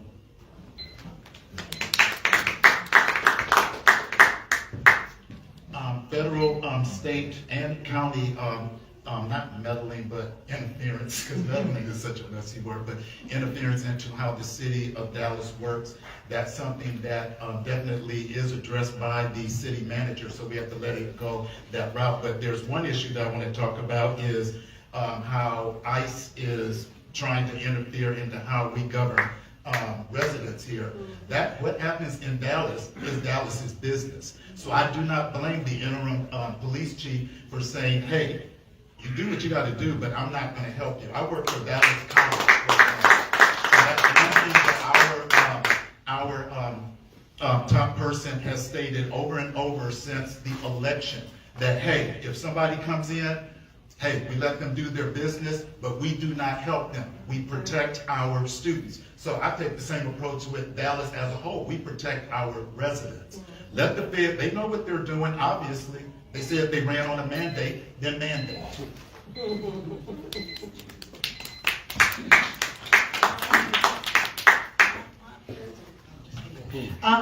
It's very important to not only work with county, state, and the federal government. I have the opportunity and had the pleasure to be able to work with them.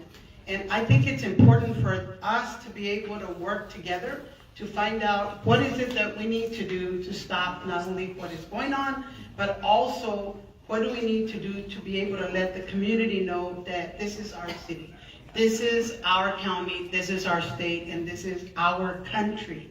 We are the ones that not only providing the tax revenue, but we're also the ones that live here, and we are the ones that are able to see what is going on in our city, in our district, and in our communities. So if we do that and we communicate, we're able to work together and make things happen, regardless of who is in the positions of, whether it's county, state, or federal. We need to work together, but it starts with one person, and that is the leader. That is what I ask for you all for the opportunity. Thank you.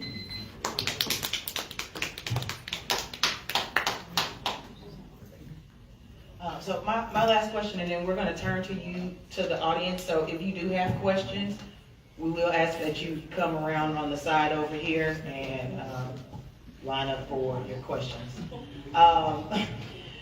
My last question for now is what does day one look like? There are so many things. We all know that there's a mountain of questions that need to be addressed. But if you are selected and elected, what does day one look like for your priority, your pet project? What is going to be your number one priority that you're going to focus? In addition to the 5 campaign priorities that I have, the number one, and I hinted at it earlier, is reinstilling faith in the district seat office. We, again, have traditionally less than 1,000 votes in our races. That's lower than any of the other 14. So people do not believe in our system of democracy or governance. We've had politicians, including in this race, who have not lived in our district for very long. They come in with all of this politicking, telling people what they want, what they're going to do, and then once they get the seat, they don't do it, and you see the entire district collapse. So they just stay home, just like we had a number of people that stayed in the millions that stayed home in November. They simply do not believe in elected representation. So I've got to rebuild that trust. Our district is a beautiful district with beautiful, hard-working people, but they don't believe in us anymore. We've got to reinstill that faith in what we do.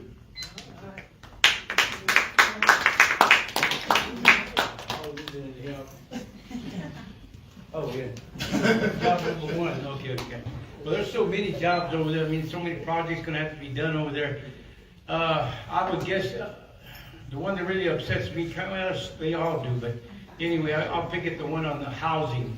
There's so many houses being built over there that are above our height restrictions. We have an NSO that's been violated through the Board of Adjustments, and that's not right.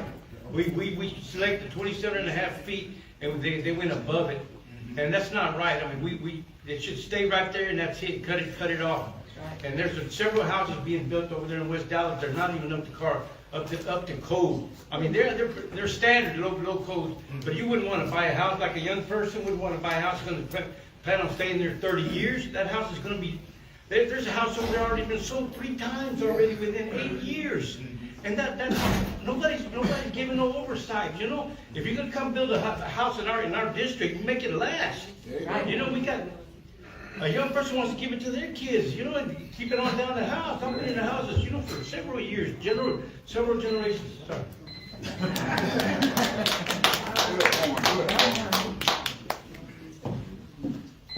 So since I've met with many residents over the past year, I'm actually able to hit the ground running because I have been actively meeting with businesses, meeting with constituents, and they've already given me a list of things that they want me to work on. If you go to my website, you can see them. Some of them are affordable housing, public safety, infrastructure. They want our parks to continue to be beautified. And so that's what I can offer, is that I've already been doing the work and I'm ready to hit the ground running.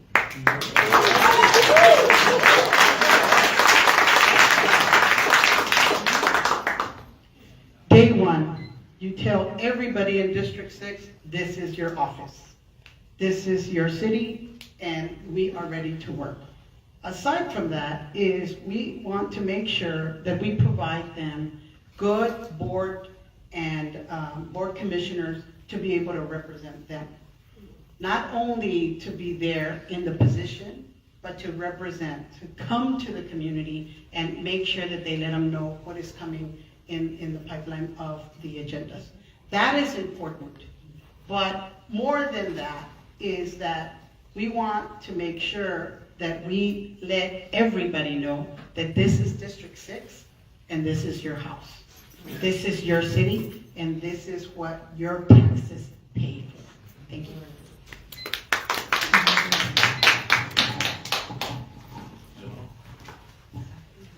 Good evening. I want to give the same opportunity to you this evening. Parking reform is an ongoing discussion at City Hall. Should the parking code be reopened, and what changes would you personally recommend? Thank you.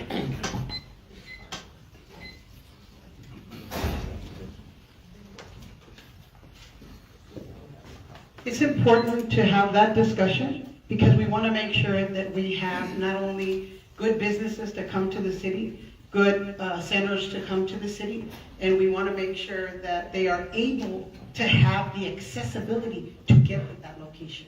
So obviously, we want to make sure that we let everybody know about this discussion and continue with it so we can come up with a plan. And not only come up with a plan, but implement the plan. Thank you.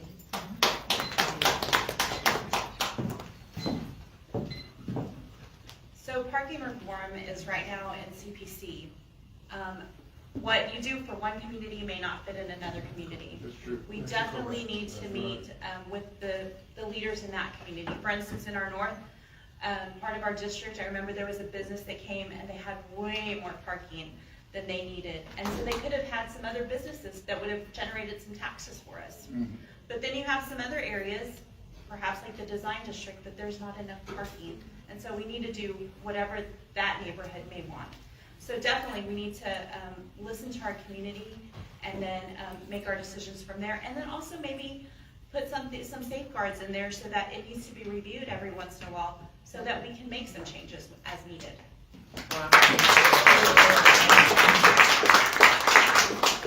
Most people are treating the parking minimum issue as if it's an either or. We have to meet in the middle.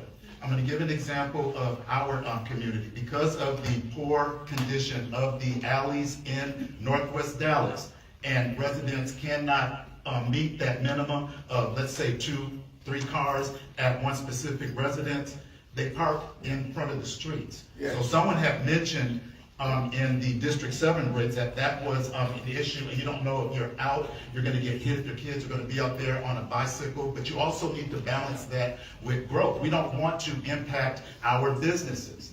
We want them to help drive sales tax revenue for our communities. That translates into jobs for our residents. So it's not this way or that way. We have to come to the middle, and I believe that the City Council can do that, and I'm glad that they tabled this issue. If we have other pressing priorities right now, we can do that as we go. But right now, Let's just kind of squash that.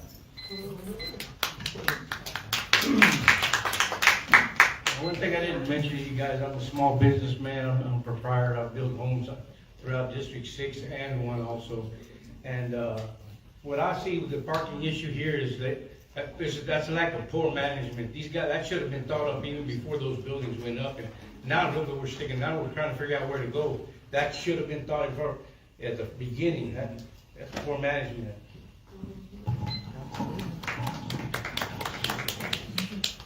Over the last 20 years or so, there's been a proliferation of concrete batch plants, concrete crushing plants, and asphalt plants across from our park properties in District 6 and the environmentally sensitive Elm Fork watershed of the Trinity River.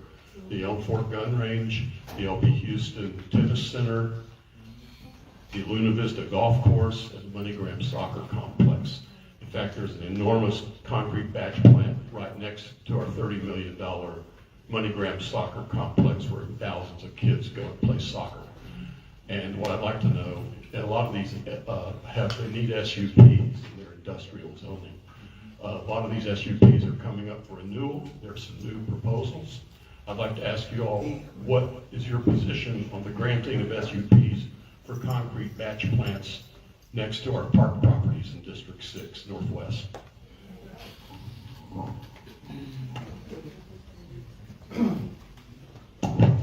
Yeah, I'd like to touch that. That's kind of like a development issue there. We need to come up with some type of, on that, and I'm sure there is a situation. Can't hear you. Talk to the mic. Okay, I'm sorry. Yeah, that's right up my alley. I like development, things like that, something that will serve the community, you know. What we need to do is investigate and find out how we can protect that pollution from those concrete plants have been there forever. I go to that gun range all the time. That's where I go practice anyway.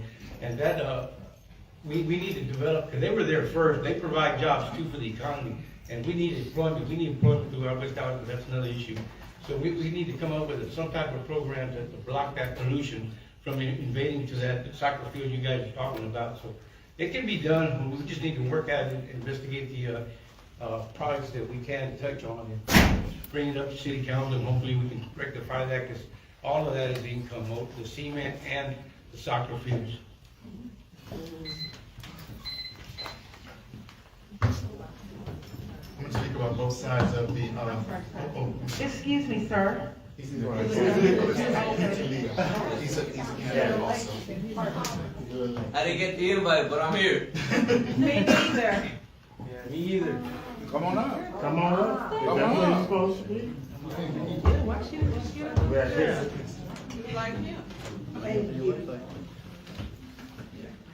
Okay, I want to speak regarding both areas of the district. So for Mr. Dickey and the granting of SUPs, we really need to bring those down to a halt. You know, not just in our district, but we need to look at the impact of those citywide. In West Dallas, everybody knows the history of West Dallas. It's a dumping ground. But when you have poor black and brown people there, or people that you feel that you can discard, and that you can do whatever you want and you get the help of those that are representing the residents, you have that. In 2019, it was discovered in our area when the 2019 tornado ravaged our community. And all of the apartments, the concentration of apartments exposed the high levels of asbestos in those units. So we have a lot of, shared history. The West Dallas area, yeah, that's important, but we've got to bring that to a halt. We just can't grant them like it's Skittles or candy. We have to bring it down.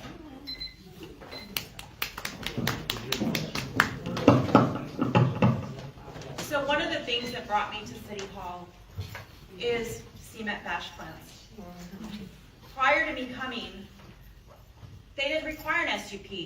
You could just put them in. It could be a temporary batch plant. The building official would sign off on it, and it could be there for as long as it wanted to be. So now we have the CCAP, which is the city's environmental plan. They're also required to get an SUP, which requires the community to have input. And so we definitely, this is great, because these SUPs are coming up. Before, it was very difficult to fight them. But now the community the Parks Department has an opportunity to have their voices heard.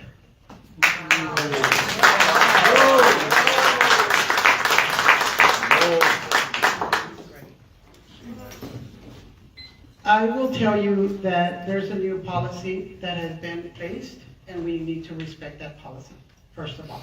Second of all, when you do any SUPs or any zoning, you have to go through a process. Normally, the processes are between 4 to 6 months. There's been many zoning cases that are taking 2 years. So you want to make sure that we work on that so that we can focus on the businesses. So you want to talk about making sure that the policy is implemented, and I can guarantee you that those that know will not apply. Thank you.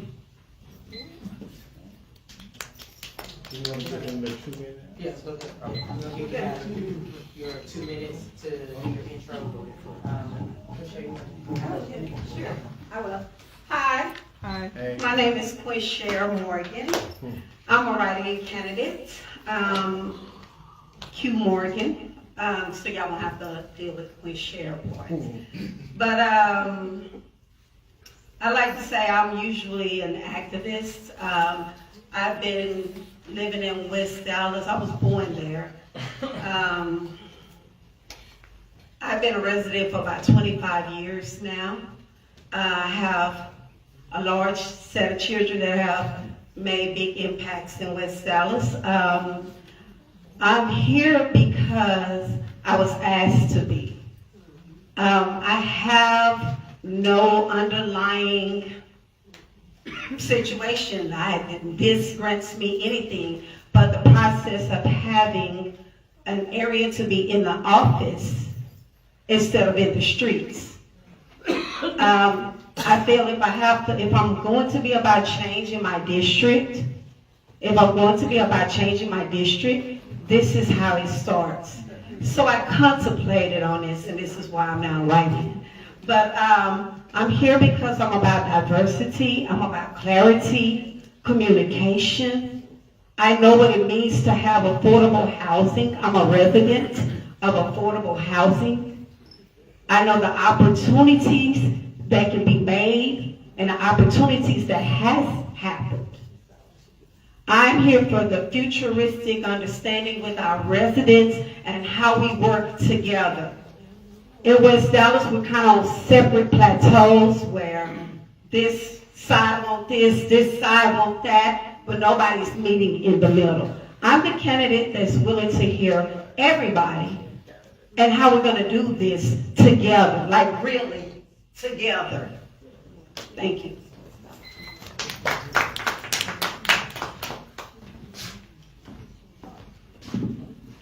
Good evening, everyone. My name is Nicolas Quintanilla. I am 19 years old. I'm the youngest candidate out of all of us. Some might say that I don't have the experience to be city council member. I differ from those. I think that respectfully, I think I have more experience than all my opponents combined. I'm 19 years old chronologically, but I'm 25 years old in experience. I've been in the community since I was 4 years old. I've been in the trenches. I know the issues that residents care about. I know what's affecting District 6. The city of Dallas has billions and billions of dollars in its city budget.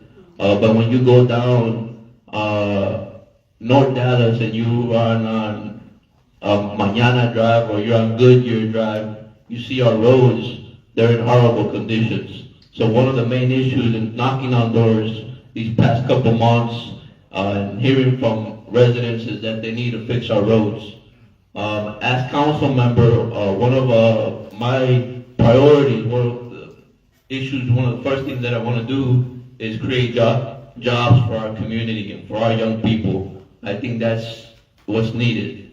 I would create a business program for businesses in District 6. There's a lot of Latino businesses that need access to city resources. The city is able to provide that support to businesses, and those are my priorities. Fix our roads, our infrastructure, create jobs, and support for small businesses.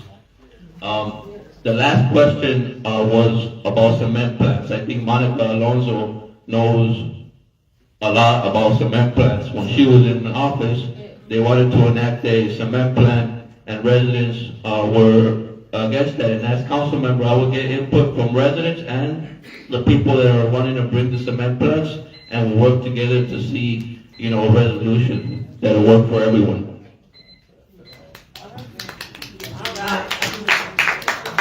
I'm going to take a point of reference right now. Candidates, please do not refer to your opponents in any circumstance at all. Thank you. It was with all due respect, no offense, no pun intended. Okay, all right. Good evening. My name is Tim Jackson. I'm with the Alliance for Black Economics Political Action Committee. And my question is to those who are looking to represent West Dallas. You all know what it feels like to be neglected in West Dallas. While you sit north of I-30, you tend to have south of I-30 problems.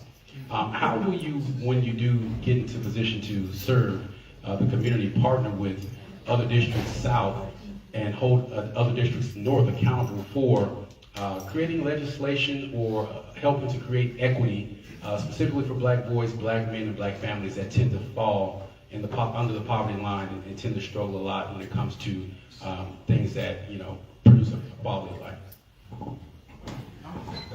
I gotta take that one. Okay, and thank you for that question. As I stated earlier, I'm a product of Flint, Michigan. I grew up there, so there's no place, including South Dallas, and I've lived in South Dallas, I've lived in West Dallas. For me, it's all home. It's very familiar, so I understand that. I work in education, and even though I'm told you cannot, reach out to that, because, right now we've got this whole DEI thing and what we should or should not be doing. When it comes to our young black boys and our young brown boys, I could care less what they say. I'm 2 years away from retirement. I will get fired. I could care less, because I'm going to help mine, because I know what that looks like. I mentor without even being asked. So when they know that they need some help, I pull them up under that wing, I build them up, and I make sure that they get that trade, they get that degree, they get what they need, and it doesn't stop after they walk out our doors. They are mine for life until I breathe my last. I've done that when I was a teacher, teaching in Dallas ISD, and that's just who I am. So, mentorship, that is extremely important, but you have to commit to it. Right. Thank you for that question, and I will tell you that in order for us to continue working with our youth, we need to include them. We need to invite them, we need to inform them of what's going on, what is available. And we will make sure that we have a good park board member that works with all of them so that they can have good services at the rec centers, and they also include the parks so that we can have that service. It is available. But I will tell you, it's also a missed opportunity that was there before that never got implemented.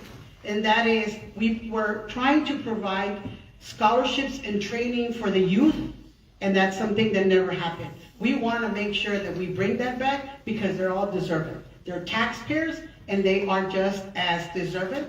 And also, we also want to make sure that they're prepared, because a great number of them are entrepreneurs or becoming entrepreneurs, and we need to make sure we have them helpful.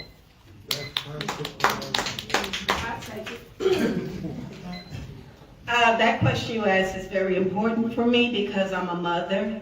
I'm a mother of 4 boys, and they're adults to a 7-year-old. I feel like communication.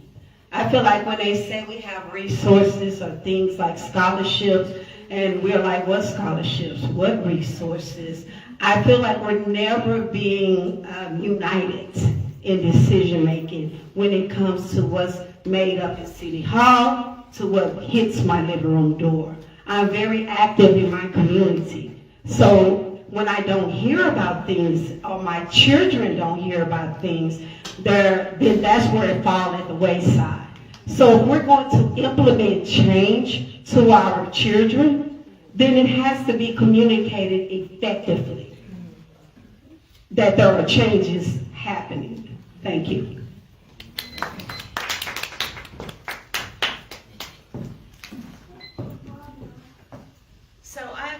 for a mentoring program before I worked at the city, and I believe strongly in our youth.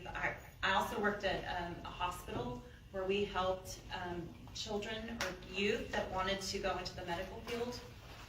And so, you know, when I was working in the council office, one of the things that we did is we made sure that our youth were a part of the decision-making process. I remember when we had the Nash Davis visioning, we were going to look at the bond and see what it is that we wanted. We had a huge group of children come, African American children, and we were able to get some of the things that they wanted. They wanted a dream court, and so NCAA was able to bring that. There are some other things that are planned that are coming for that community, and we don't just have that community, we also have Elm Thicket North Park. Our district is very rich, and so we need to work in all parts of the district.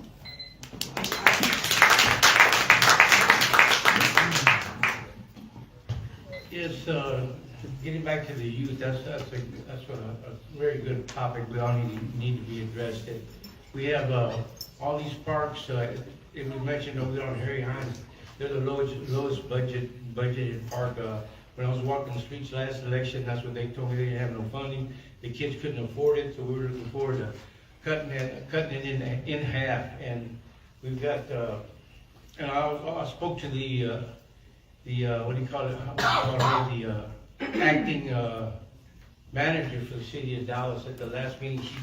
She was at in West Dallas, and I spoke to her about our situation there in the parks. That we have swimming pools down for the kids. The kids can't even hang out there. It's been knocked down for. Oh, my son went there maybe 10, 15 years ago, and boom.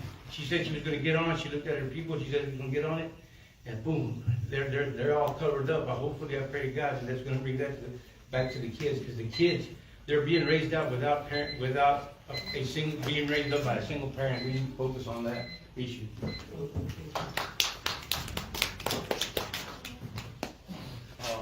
Quality of life. I think. Okay, what was the question again?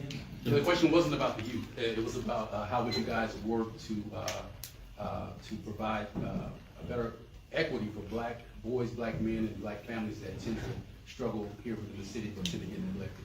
Okay, in terms of like funding and resources? Specifically funding and things that aren't really trickle-down policies that don't really hold any merit. Like I said a while ago, the city of Dallas has billions and billions of dollars in its city budget. Our community is not getting that money. I think that when we talk about inclusion for black for the African American community, it also affects our community. In West Dallas, it needs a lot of attention. I would create a budget to spend in our community, jobs, access to capital. If you want to start up your business, you go to my office, you're able to start up your business, and if it flourishes, good for you, I'm happy for you. I think that's what we need to do, so that the African American community can be empowered, and so also the Latino community.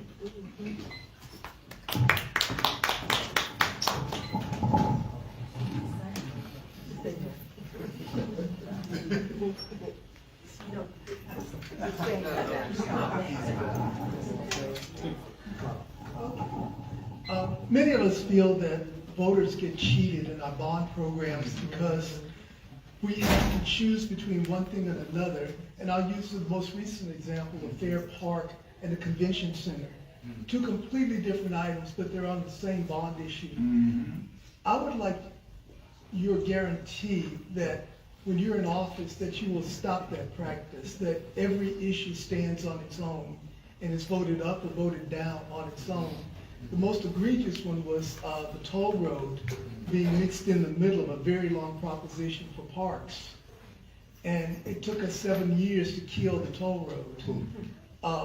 But I think in fairness and transparency and what makes sense, that for these millions and millions of dollars that get spent, that you don't tie Fair Park to a convention center. And Fair Park is held hostage by something that many of us feel is absolutely unnecessary. But for the love of Fair Park, many people voted for a convention center. The comment saying, what is your question? That was my question. That Would was you his vote, question. yeah, would you vote to make sure that each issue stands on its own, that voters don't have to split? That each issue stands on its own? Thank you for that question, and I'm going to use a recent example. I was a finance subcommittee member on the 2020 Dallas ISD bond, and after a lot of wrangling, we ended up splitting those into 4 distinct areas. And we allowed the voters to determine or tell us exactly how they felt on that. The first one was new campuses or renovations to existing campuses. The other one dealt with IT needs because there was a huge need for that. And then the other 2 is what I call fluff projects. In the end, like we put it there, but we left it in the hands of the voters. The voters approved the first 2 that were our priority projects. The other ones they rejected. So we can put it there. That's my pledge to actually put it there. But in the end, the voters have to state what they will and will not support. So that's my pledge as somebody that's been through this process, is to put it in your hands after we put it out.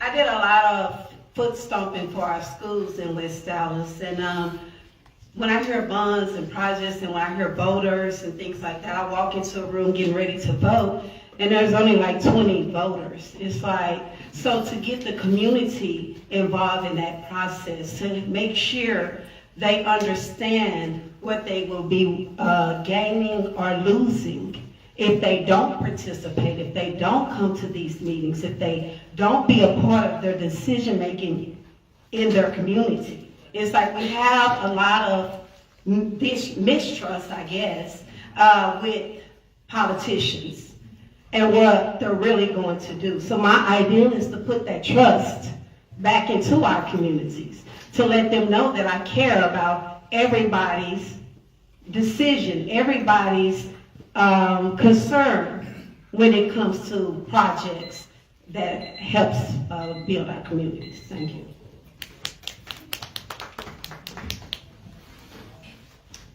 I think it's important not only to know about what's going to be coming for the bond, in the bond, but also to include everybody to give their fair share of information, and then for them to provide their thoughts of what they want in their city and their community.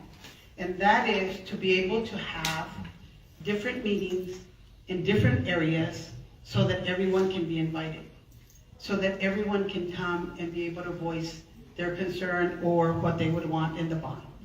But there's times that they have, like, you know, they make it that we want to give the answers or get the information within a certain time frame. Well, we know now that maybe we are going to have a bond in the next 3 years. Let's start the conversation now. Let's start the conversation now, and that is precisely what needs to be done, and I think that that's what he's talking about, so that we can talk about how we're going to put that forth. 1, 2, to be able to put it in the, to bring it to the committee and then to the council, and I'm sorry, is that we need to make sure that we let them know what they're going to be voting for, or how many are going to be on the ballot. Thank you. So anytime a constituent would call my office, I would immediately try to get whatever it was that whatever was important for them on our needs assessment list. Whatever's on a needs assessment list then could potentially be on a bond. And so that's how, even if you call some of the council offices, your item doesn't automatically get on the needs assessment. But that was something that I advocated for, so that you would at least have a better chance for it to be on the bond. One thing I have to say about Mr. Dickey here is that if it wasn't for him, when he became our park board person, he came to us with an idea about the Brimer bill. And the Brimer bill is how we're able to fix Fair Park, but also have the convention center. And it's not an either or, it's a both and. And so it allows the entire city to win by having a new convention center and also having money for Fair Park. And that's because of Mr. Dickey, our park board president, our park board member.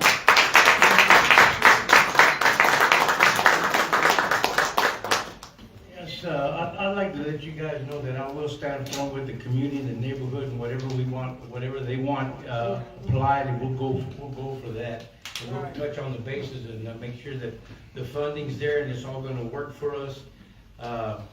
We've developed a neighborhood association. Our president's right sitting down here too. And we stand firm. We're all property owners, and we're here to stand united and do what's best for the community. And I will stand with the community. I'm not gonna go against them. What they want, they'll get. And if we gotta do a little adjustments to help us get what we need, we're gonna do that.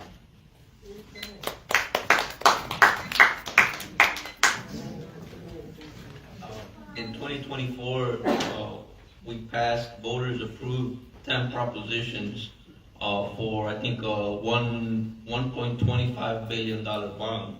300 million went to parks, affordable housing, et cetera, So if we're starting the discussion of new bonds, I think, that's good, and we get input from people.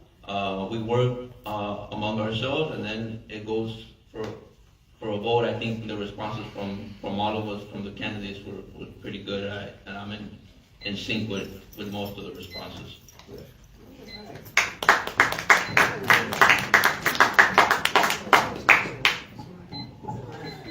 Good evening. My name is Albert Gonzalez, and I have a question for you. The population of the city of Dallas, Mexican American, is close to 42%. The ISD, 70%. 69% of Mexican heritage. The state of Texas, 40% of Mexican heritage. There is not one museum in the state of Texas dedicated to the history to tell the story of the Mexican Americans. So my question to you is, we feel that it's long overdue, and we would love to have it here in Dallas. We looked at several locations. One of them is the Latino Culture Center. The other one is the Convention Center, with the expansion of the possibility of putting it there. And third, possibly Fair Park. Now, if elected, I'm asking y'all to tell us what initiatives would you take to see it become a reality.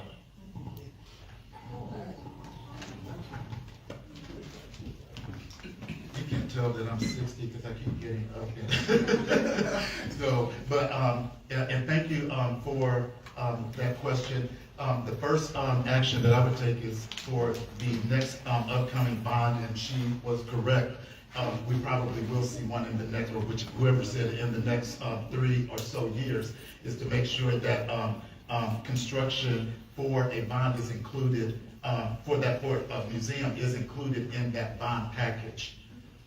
Okay, so that's as short as answer as I can give, but I definitely see that occurring, not just because we have an African American museum here, but everybody should be represented. We have a Jewish museum downtown Dallas, close to where I work.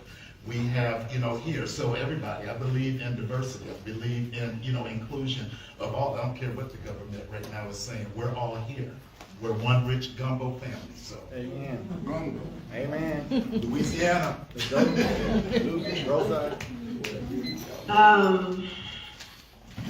I am always teaching my kids about history, not only our history, your history. We have friends and family with a lot of Hispanic members.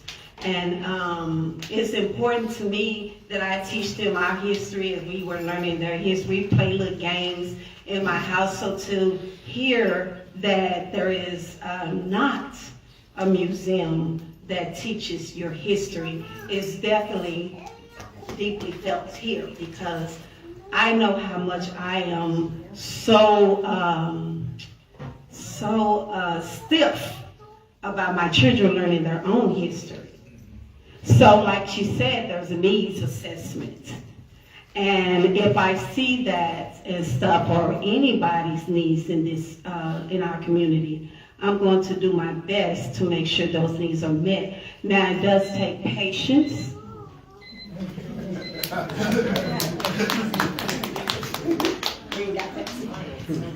Yeah, I'd love to see that Hispanic introduce that museum and arts and all that type of information, especially authentic history for the Hispanics. Because we're getting tired of having to go down to San Antonio and see that. Now, I've seen a lot of things down in San Antonio that's really great, but it's getting really bad out there. The crime rate is so bad. So we need to keep it here in Dallas. And I heard that there's a package coming up where they're going to renovate the downtown area. There used to be a lot of clubs back, I'm too old to go out. I don't go to them clubs no more, but it used to be really nice in downtown. I go crossing over the bridge by the Hooters in downtown, and they're going to bring it back and they're going to develop that. And that would be a fantastic place to put that little museum in a nice area for the Hispanic to get all our culture out there and history and all of that back into that little store or whatever you want to call it, a building there. It'd be nice because you're going to have a lot of church there. I think it would be very outstanding for us.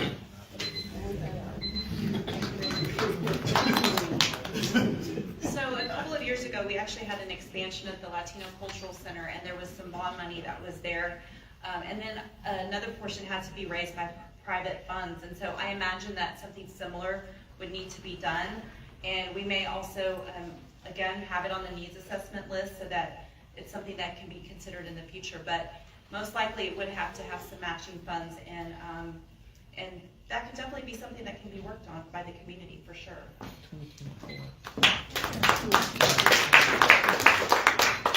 As soon as I walk into City Hall, that's going to be one of our discussions that we're going to have.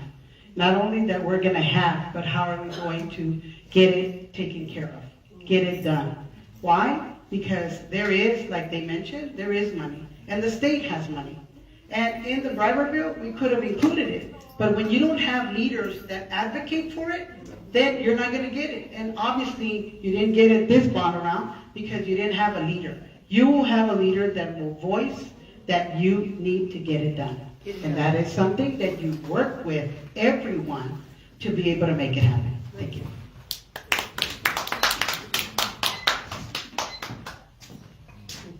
We'll find the resources and make it happen. I don't know why we're looking at Fair Park. I think we could look at Webb Chapel or Bachman Lake or Northwest Highway where there's Latinos in that area. District 6 is almost a majority of the population is Hispanic. So I think that would be a much better area for Mexican American Museum.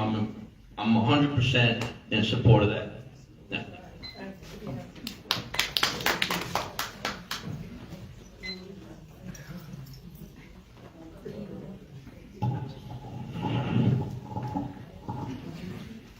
Hi everyone, my name is Destiny Ramirez. I have lived in West Dallas all my life. My mom always told me that good things come out of West Dallas. So this is where my question is. How will you ensure that all the youth, especially those from marginalized communities, have equal access to resources and community opportunities in the city?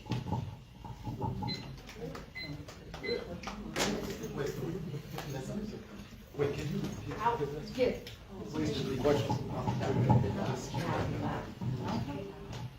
How will you ensure that all the youth, especially those from marginalized communities, have equal access to resources and opportunities in this city?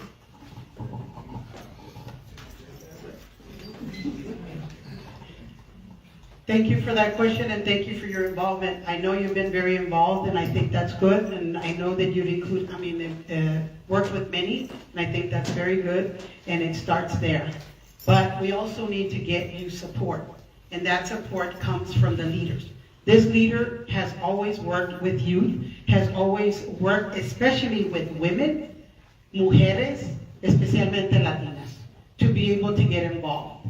But how are they? Is by involving, including, and informing as to what services are available and getting your take on what is it that we need to bring forward as well.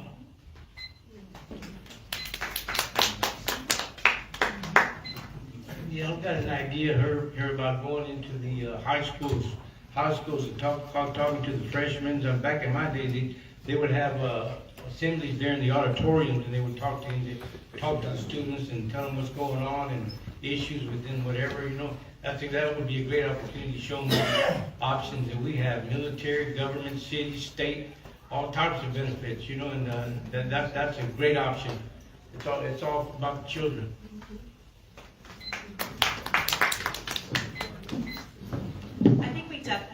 to listen to our youth. I know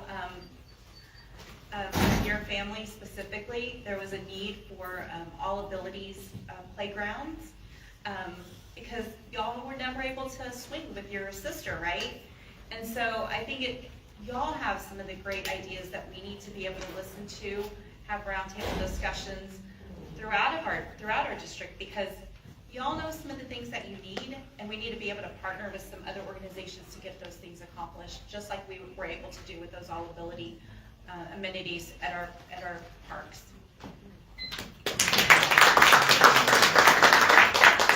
I've worked in education for the last 19 years, including teaching. I'm currently in higher ed. One of the things that we need to do, young lady, is there needs to be more partnerships with youth in specific communities, with Dallas ISD, Dallas College, nonprofits, so that we are providing resources for youth. When you're looking at those that are coming from disadvantaged communities, one of the main problems is there's no exposure to what's actually out there. When I worked at a school in Oak Cliff, and I took them on a trip to UNT Dallas and said, hey, how many of you, and it was more Hispanic males that were on there, so how many of you have been outside of your immediate community? Only one raised their hand, and he was half Latino, half black. So when they went out to this world, they didn't even realize that they could exist. Issues of food security, that just kind of disappeared when they realized you can get a food card and eat all day. So then education became something that was a viable option for them. So there has to be more partnerships like that and exposure type activities.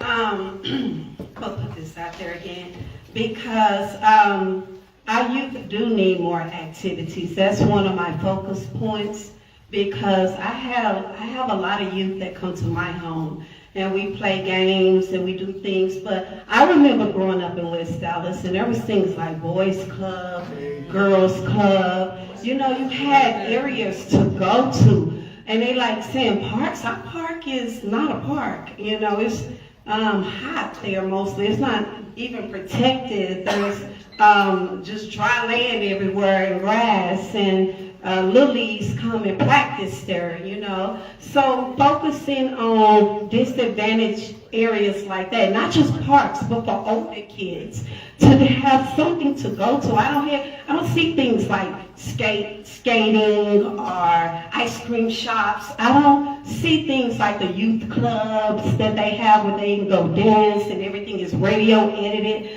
I think there needs to be some form of areas for our youth to hang, because they're just hanging right now.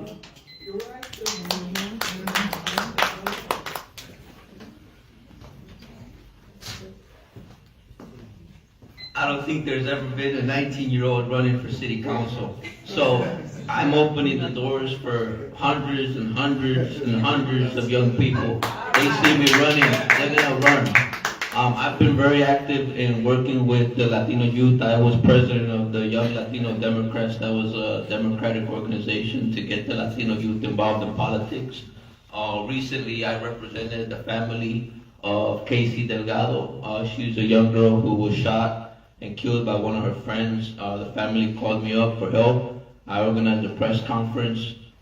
We demanded that the charge be upgraded from manslaughter to murder, that they denied the bond, and we were able to do that. When students were eating contaminated food, I organized a walkout with more than over 200 students to protest, demand better food conditions for both Latino and Black youth. So I've been involved with our youth, and as council member, I'll use my platform to empower our young people.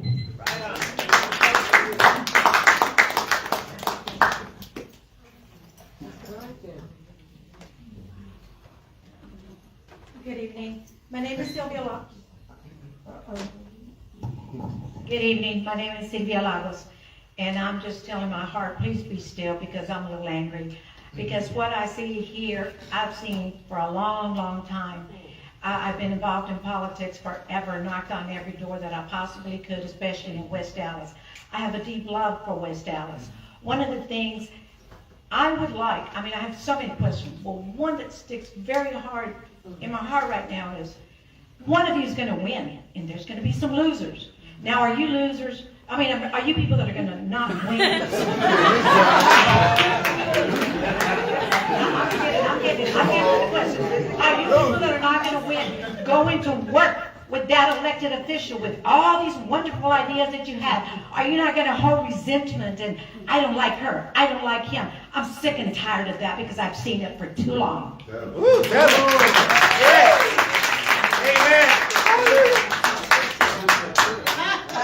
Get ready. As a person that wasn't even trying to run on politician level, I'm kind of a wild card, so I like to be able to have my own roots on the ground, so when I'm ready to speak and when I'm ready to stand and when I'm ready to say something is right or when it's wrong. I don't want rules, I don't want time. I want to be able to passionately speak for my community, for all my residents in West Dallas, for my friends, my family, even for the strangers there. And I have heard so much about candidates that sit behind me. And I'm like, I just got started and it's like this and that and this and that. So if we as candidates are sitting up there having to deal with the talkabouts, I guess, I do understand your concern. I'm not built that way. My concern is, what are we doing for West Dallas? I don't care if I'm a loser. I don't care if I'm a winner. I stomp these streets. I've been doing it for a long time and my passion.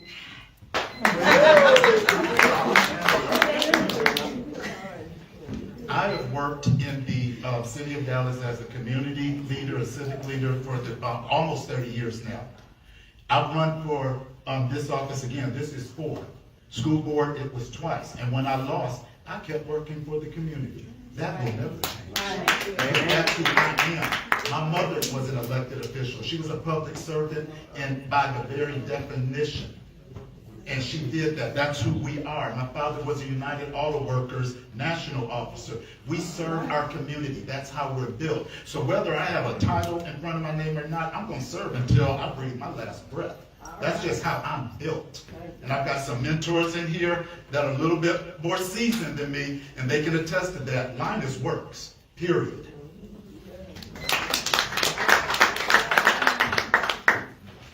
For me, the answer is yes, and I know you know that I've not only been involved in the political arena of the council, but also in all levels of different governments. But it's never stopping. And everybody can see and everybody knows that we win some and we lose some.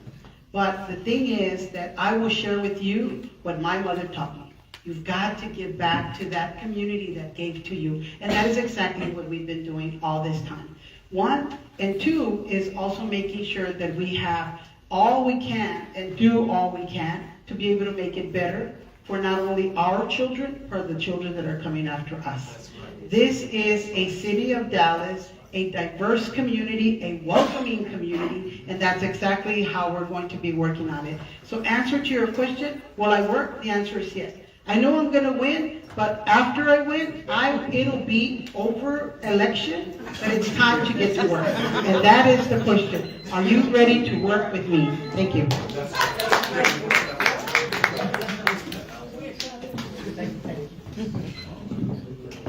What brought me to City Hall is to learn how government worked.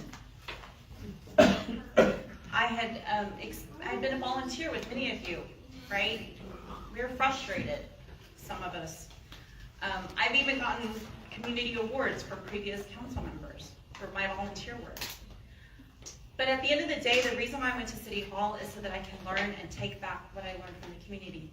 Even before I knew that I was going to run for council, I knew no matter what happens, that I was going to be a part of the community and advocating for my community, and I'm going to be present no matter what. And so the whole entire reason for me being really is because of District 6.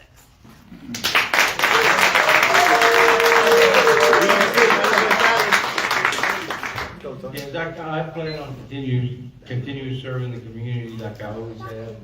One of my main goals is to be like a story about the Good Samaritan, and I'm here to continue that till the day I die. So you can take that to the bank.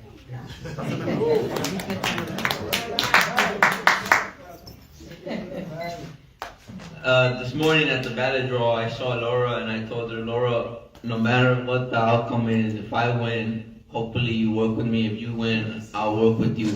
I've had the opportunity to sit down with Monica actually a while ago, and we've actually had a pretty good relationship. I've spoken with Linus, I've spoken with all the candidates. So if I win, I'll work with everyone, and if I don't win, then I'll use my platform. I have a strong social media following of over 50,000 people on my network. So when something happens in District 6, they call me and say, hey, necesito tu ayuda. And if Laura's the councilwoman or if Monica's the council member, I'll make sure, they're representing our community. So yes, I'll definitely work, hands in hands with whoever wins. Thank you.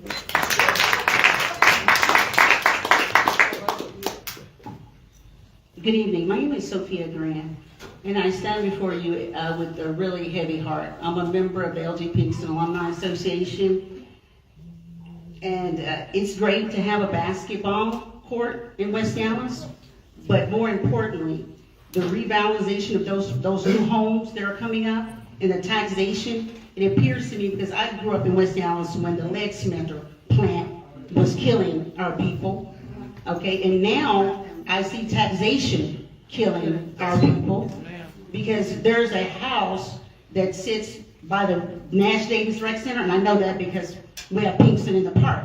That house is over $800 and some $1,000. Now, whoever put that basketball goal there, that's real cute, but what I need to know from you guys is, what are you gonna do about this taxation and how you're taxing people out of their homes that have been in West Dallas forever? Okay, thank you for that question, and this pulls me back to 2017 when I was in the race and I saw this happening and I was sounding the alarm. Fire, fire, fire. Nobody listened, everybody went with the popular choice, and now we have these big, huge homes, and homes basically levied, except for Mother Pearl. She had them to build around her, and I appreciate that, because that showed the grit and the fight that she had to not be driven out of her home. The solution lies in state legislative actions on behalf of the Senate and the House as it relates to capping appraisal rates. But that is going to require will and somebody that's going to step out there and talk with those. Now, this is a nonpartisan race, but when I was looking at who sat on those committees for the Senate and the House, on the Democratic side, there's one person, Senator Royce West. House side, nobody else. So how are you going to make any headway when you do not have people who represent you to talk about a cap based on income levels if there's nobody there? You have people that are far north, not just North Dallas, but into the suburbs that surround Dallas. So it's going to require a legislative fix. That's the only way we're going to cap it. The appraisal district here won't do anything about it. We can't, City Hall can't do anything about it. It's a state issue. All right, thank you, Reverend.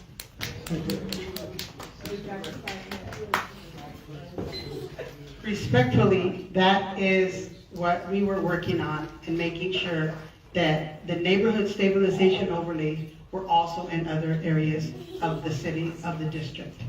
We had a housing task force, and we were working on that, and then it got stopped, so therefore they started building all these houses, and there is no policy for that. One. Two, it's one part to have these houses being built, but we also have to be respectful of the neighbors. And the neighbors also want to have the homestead exemption available and have the 65 and over available. And we need to work with them. That is exactly what we've been doing, and that is exactly what we will continue to do.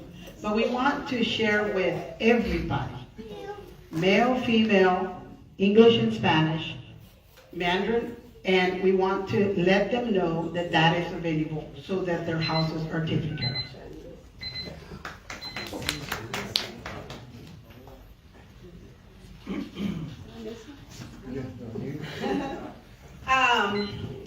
Hi, you, Ms. Brown. Yes. She touched something that's dear to me because I remember when the bridge, Mary Hill Hunt Bridge, was being built, and it was about connecting West Dallas with downtown, and we was all kind of confused as residents. Like, it takes us like 6 minutes to get downtown. What are we connecting, you know? And all the buildings started, and then all the bids for land started. And not only were they bidding for empty spaces, but they were bidding for people's homes. And we heard about how people lost their homes in the bids. So that's one of the things I am about, is unification, not gentrification. And when we talked about those homes, when I attended those meetings, we said, well, are they going to be affordable for West Dallas residents? And the last meeting I heard, it was a promise to stay affordable. So when I hear an $800,000 house, when I drive my school bus of kids past it, and I look there, I have a problem with that.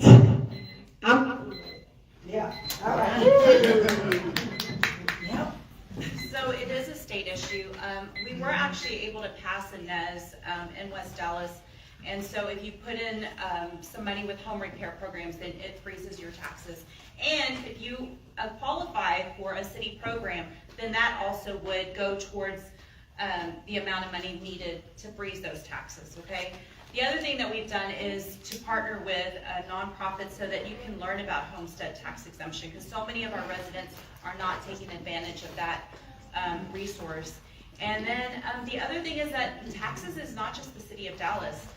You have taxes that go to the county, Parkland, DISD, DART, and so the city of Dallas has cut their tax rate many times. This time it was actually probably one of the highest percentages, but you have other entities that are collecting taxes as well.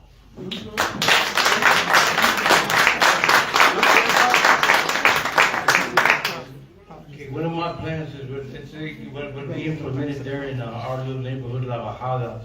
We organized this neighborhood association, and we got that NSO working for us. And my plan is to develop one throughout all of District 6.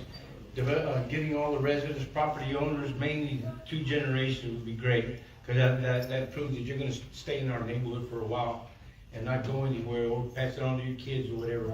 But we need to create an association with property owners, hopefully 2 generations throughout District 6, to stand strong and go to City Council and have that NSO passed.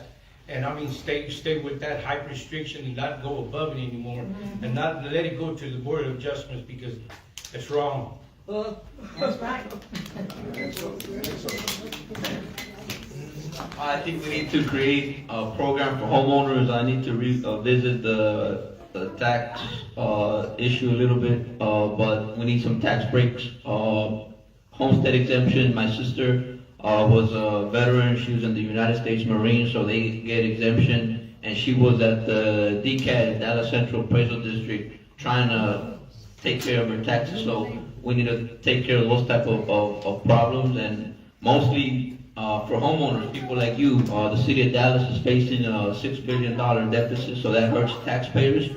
So we need to take care of that also. So that's my take on that. I need to read a little bit and visit on that, and next debate I'll be able to provide a more firm response.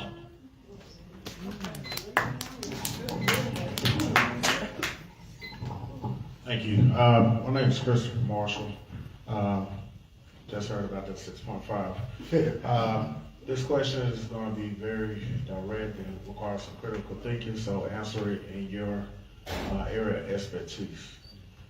Given the political climate that we're in right now, where you have the federal government trying to cut block grants and other funding to cities, as well as state of Texas trying to cut property taxes, which is going to kind of cut some of your funding base as well. Given the passage of Proposition S and U during the general election, how would you navigate the challenges and constraints that may be present for city resources to promote equity, inclusion, and for the public good? This is in either it's in environmental justice, public safety, housing, economic development and jobs, education, and jobs as well, I'm sorry, job training. Answer your areas of expertise, because it's gonna be a loaded question. Loaded. Come on. The voters have spoken, and the S and the U has passed, and we need to be able to work on it and implement it. And that is something that we need to make sure that we share with everyone, because otherwise we're gonna get sued, and we're not gonna have enough money to be able to fund that. So yes, you're right. We have to be able to work on that budget, but it's called working together to be able to make not only the budget to come to fruition, but also to listen to the voters, because otherwise that's going to be a consequence for all of us.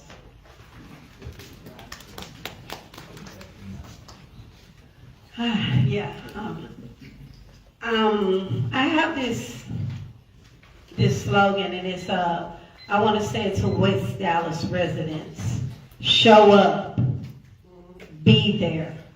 It's how you become informed, and then we can activate a process that works for us to where we can be heard. As a leader, it is my job to make sure you're informed.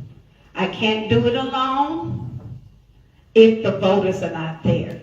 I've been to voting forums, and the voters were not there. It's important we put that belief back into the power of the vote. It's important we put that belief back into the power of our voices. And then sometimes it takes our money. But that is my job, is just to let y'all know and to take a stance when I hear y'all collective thoughts.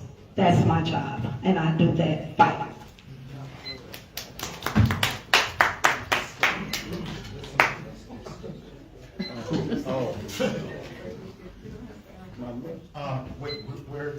We're back here. I've worked for organizations that were recipients of CDBG funds, and just to put it in context, two critical things happened in November. One, we had the passage at the local level of certain propositions that basically, and namely, and I'm not anti-public safety, but when half of our budget goes towards policing and our pension system, there's going to be a money crunch there. The second thing is at the federal level, where anything that even remotely looks minority is being cut. Yes. So we have to make priorities at the city level. I'm going to use bond elections as an example. Whenever we have one and there are critical needs that we need done, like streets and roads, Tim can attest to that, or other things, everybody feels that our bond elections are a big slush fund where I'm going to get some of this library, I'm going to get some of this live arts and culture, I'm going to get that. We need people that are committed to figuring out what our priorities actually are. If not, whether we get CDBG money or not, if everybody's trying to dip, we don't address the priorities. Yeah, those are the propositions that were passed that should hold people accountable for what they're doing down there at city. Look what happened to that TC Broderick. I mean, what was it, $300-something thousand or something he couldn't account for? And boom, he takes off and go to Austin. I mean, who would hire somebody that took off with some money? I mean, can't be accounted for. I mean, now we got this new lady in here, and maybe hopefully she's going to be doing good, but we need to be held accountable for every single dollar that's spent and use it wisely for all the community and the city of Dallas. That's my belief, and I'll stand firm on that.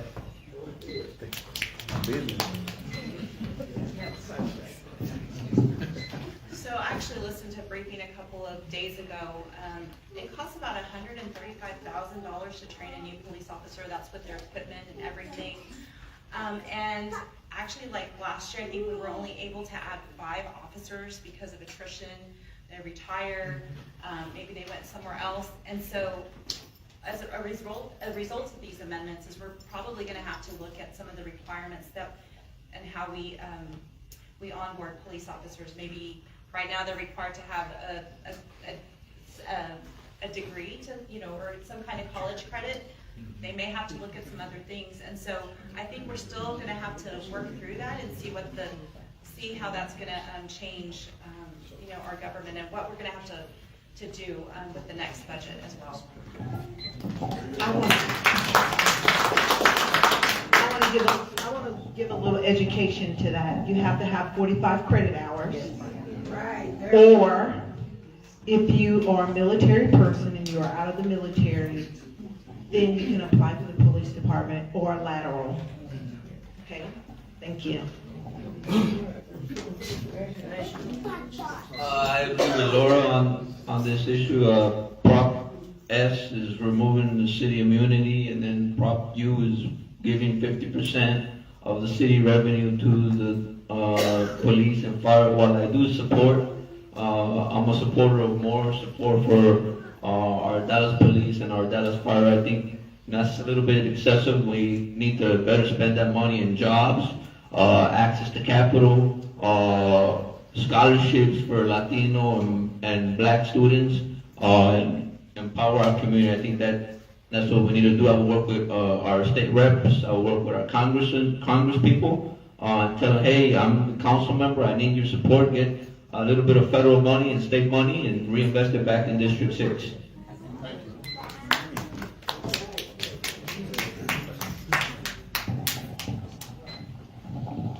Good evening.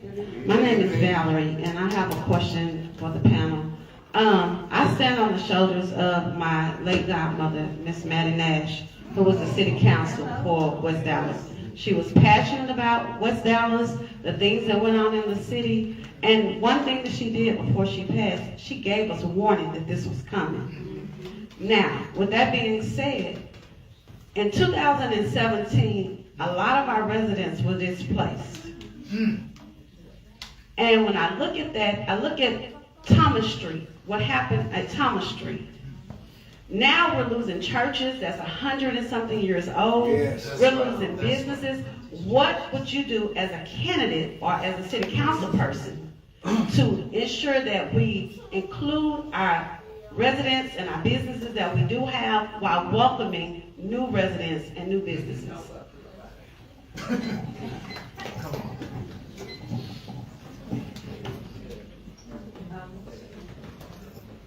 Yeah, I like that little subject right there.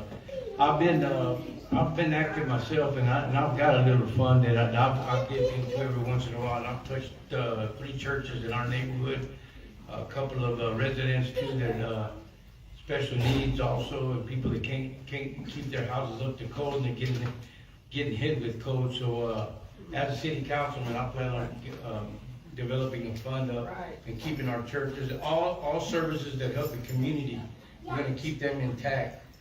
And we'll reach out to other corporations and organizations that do funding like that. They're Samaritans. They'll help anybody out that wants to better themselves and keep us all together and work together. And that's one of my issues. I've been doing that already. It doesn't get publicized because I don't go brother out to the news or nothing, but the churches know and other services. But I'm going to stand firm on that.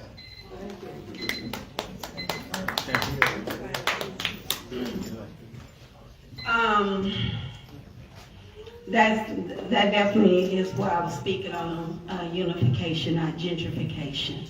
I remember when the learning centers were attacked, like Sequoia, Carver.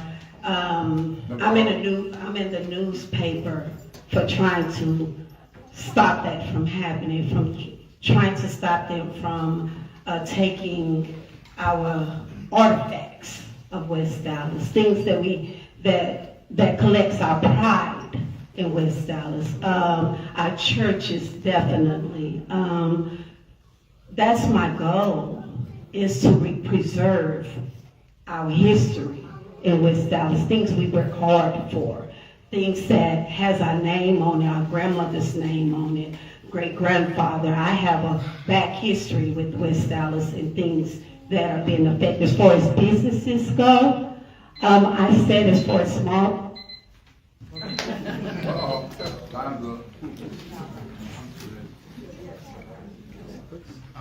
To this young lady, again, the issue of taxation beginning at the state level is crucial. That's the only way that we're going to halt this. completely. We saw it coming, but everybody, rather than, kind of select a representative that was going to protect that, they just kind of stood aside. Our race, if everybody remembers, we were under FBI investigation for voter fraud. Let's just keep this real. People wanted that seat. We have people that are trying to get into this district right now that have, not anybody on this stage, but some individuals that are trying to get into this race because the perception is West Dallas and Northwest Dallas can be taken. And until we put our feet down and say, if you have not lived here, you stay where you are, it's going to continue to happen. We give up our power when they say something pretty and we just buy it carte blanche. We have got to stop that or else we're going to get nowhere.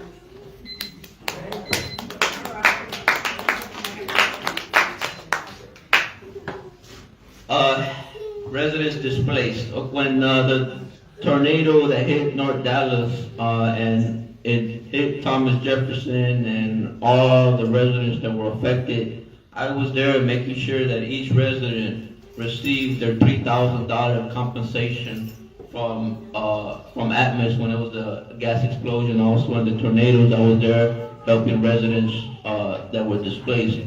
When the explosion happened, I was at Lorenzo Hotel where residents in District 6 were staying at when they were out of their homes. Right now there's Mercado Garibaldi, that's a shopping center on I-30 in Buckner. There's 300 businesses there. In 2 weeks, they're gonna be displaced. Their dreams of 25 years, businesses they've been there for 25 years, it all closed. I'm developing an 88,000 square feet building to convert it into a bazaar. So I'm open for helping residents and businesses and churches that are displaced that need support.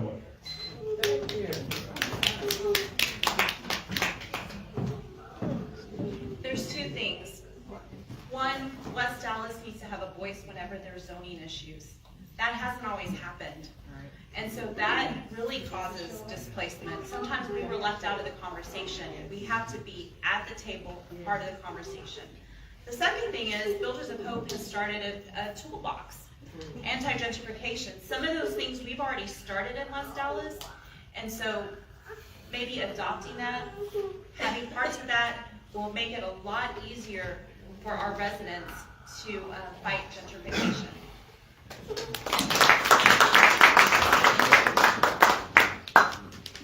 I have the pleasure of working with Maddie Nash, the Honorable Maddie Nash.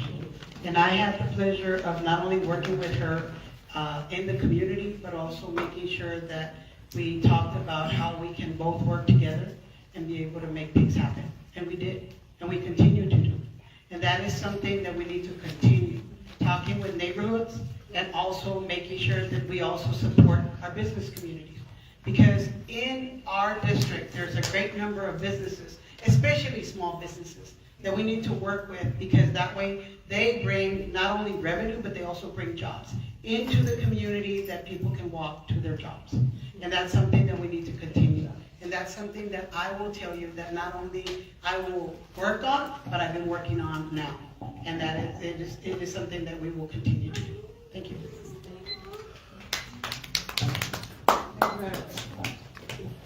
Thank you. I want to thank the two young ladies who brought up the topic of what I call colonization. It's the Christopher Columbus mindset of look what I found, but we were already there. I hail from the north side of District 6 in a neighborhood called Elm Thicket. I'm not for sure how many of you on the panel are familiar with Elm Thicket, but Elm Thicket and D6 are hip and hip when you talk about colonization. The builders are coming in there and just running over us. I want to know how much fight do you have in you to say, hey, we're not going to let you do that. Even if the law says you can't get involved, you can at least stand and come. You can at least come and stand with the community. I want to know if you're willing to do that. Because right now, Elm Thicket, Hamilton Park, Arlington Park, West Dallas, Oak Cliff, East Dallas, The builders are coming for us. So you're going to have to work with some of your other council people. So I want to know how much fight you have in you to fight for those communities, because that dirt is the dirt that our grandparents got, because that's where they were told the only place they could live.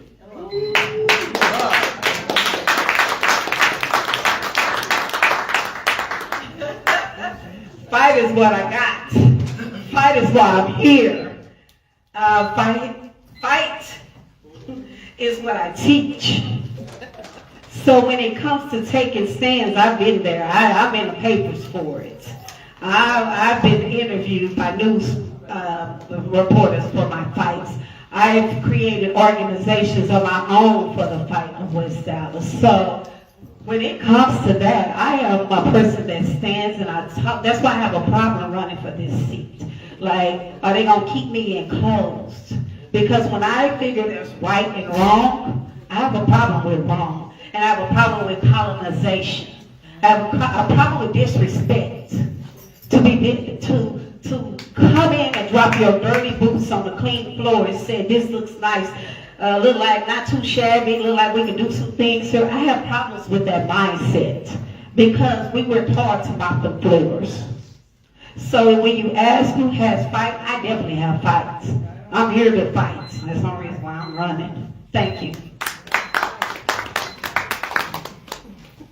To go back to 2017, brother, when all of this stuff was happening with our democracy being taken from under us, you can Google a picture of me in front of the Dallas County Commissioner's Court, the seat of power, finger out, hollering at them. I didn't care. They could have had the police escort me out. The one thing that I stand on is what's right, what is wrong, and what is principle. I don't care who it is.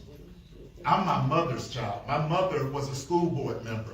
And when the school system would not do right by those teachers and they hit the picket line, my mother was right there with those teachers. I am my mother's child. So that's a promise. That is a pledge you have from me. I don't hide from trouble. I'm part of a fraternity. I don't know where my brother is over here, but I love good trouble, just like John Lewis. And if I got to go to jail for it, I will go to jail. Amen. But I'm gonna always stand up for people, always. Because when we cower from them, that's what they depend on. We can't cower because they're continuing to take our country away from us. That's what a city council member should do. Be a leader, be a fighter for the constituency that they serve. And then be able to get partnerships with our colleagues, work with them, not fight with them. That is something that needs to be done. That is something that is lacking. That is something that we're going to bring.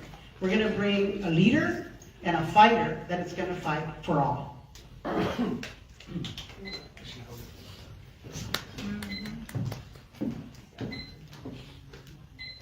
This is one of the reasons why I came to City Hall. I came to learn the system so that I could fight for the community, because we weren't always heard. And I wanted to bring back what I learned to my community. I also realized when I was at City Hall that I needed to help my neighborhood associations learn the system as well. So we spent a lot of time teaching about zoning, about other issues, to teach you how to fight the system. Because you don't know who's going to be in this seat, right? But whoever is here, you need to know how the system works so that you can fight back.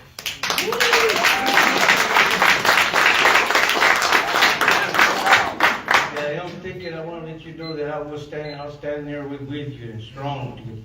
That's what you need. You need a city councilman who's going to stand there with you and not follow the leader down there or whatever goes on. I ain't going to get into that, but you know what I'm talking about. But I'm with you, brother, because I'm the third generation. My son makes the fourth generation. He was down there in 1915, and we talked about the boys club.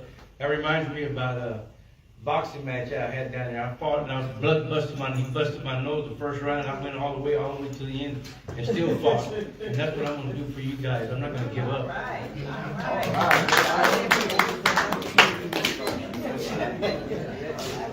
Elm Pickett, right? From this day forward, Elm Pickett can count on me. Elm Pickett is going to have a fighter in City Hall. I think we need to preserve that land, that area, that territory, mark it as a historical landmark. No developers could come in and leave it as it is. That's a beautiful piece of history. If you said that was the only place where they could live, well then we need to leave it and mark it as a historical landmark. I'm gonna be a fighter. I'm a fighter. I'm gonna fight for you and for everybody in District 6. That's my guarantee. You want to see how much of a fight is in? I think all of us have some fight in us. That's why we're running. So I speak for all of us when I say we're gonna fight.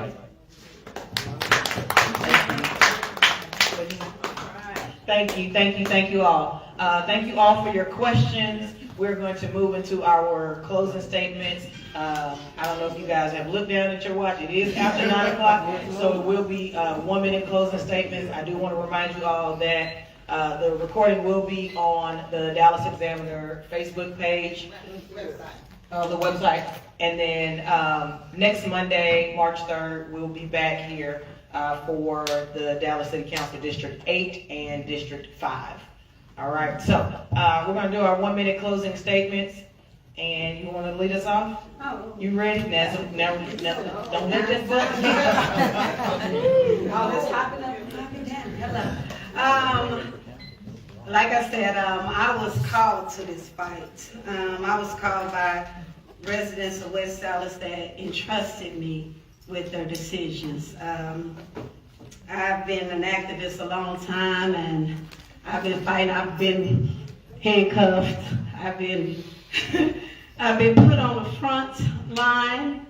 I'm about West Dallas because I was born here, like I said. I'm about preserving what I know that we stumped to build, you know. I'm about building our businesses, especially our small businesses that are fighting to stay in their locations.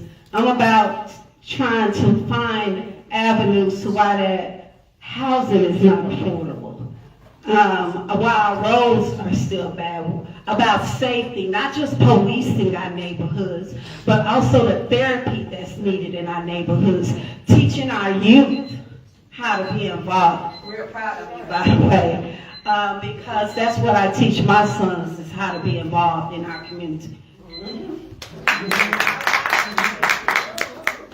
Audience, thank you for hosting us. Again, Linus Spiller. My campaign priorities in order, and they're intentionally ordered like this: public safety, affordable housing, economic development, career and workforce needs, as well as city services. If you don't have those in that order, nothing is going to happen. You can visit my campaign website at electlinusspillercampaign.com to learn more about me. I, again, have worked in the city of Dallas for well over 29 years, touching on everything that my campaign priorities are. So you have that. Do not let this seat be taken from us. So please think about that, because 8 years from now, 16 years from now, 24 years from now, we can sit there and go, hey, we didn't make as good a decision as we could have, and then the situation is worse. So again, visit my campaign website, and God bless you. You have a great evening.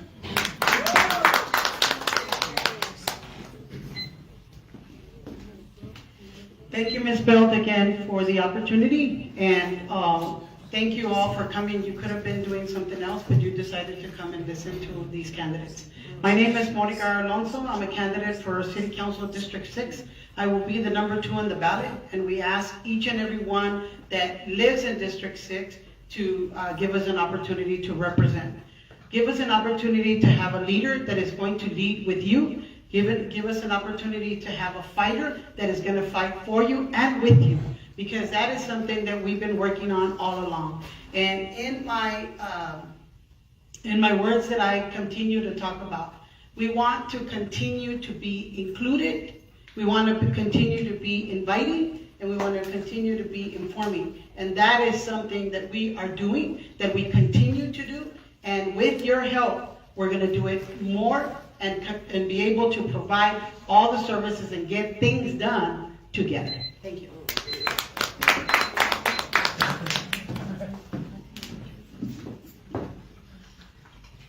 I'm just a woman who loves her district. I'm not a career politician. I came to City Hall to learn so that I could give back to my community. District 6 is on the rise, and I've been able to work with many of you, volunteering, attending your community meetings, being present with you. Many of you have asked me to run, and so that's why I'm here today, and I ask you to support me to be your council member for District 6.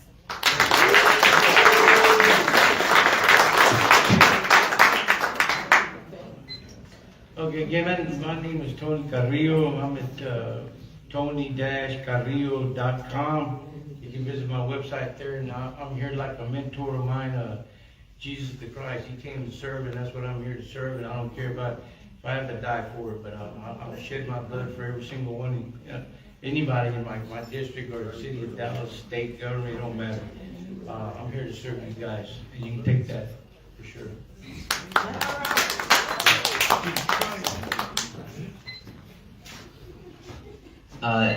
It is an honor to be here standing before you all tonight. I want to thank Ms. Belt. I am the youngest candidate out of all of us. This is my first time running for office. And like Laura, I've been asked, first I was not going to run, but I was asked by many people to run. So here I am standing before you as a candidate for Dallas City Council. I'm running because we need a new voice, new leadership. We need to have more young people involved. I want to create jobs, fix our roads, our infrastructure. Hopefully I can count on your vote April 21st. Thank you. 7 on the ballot, Nico Quintanilla. Thank you. Thank you all again for joining us for Monday Night Politics.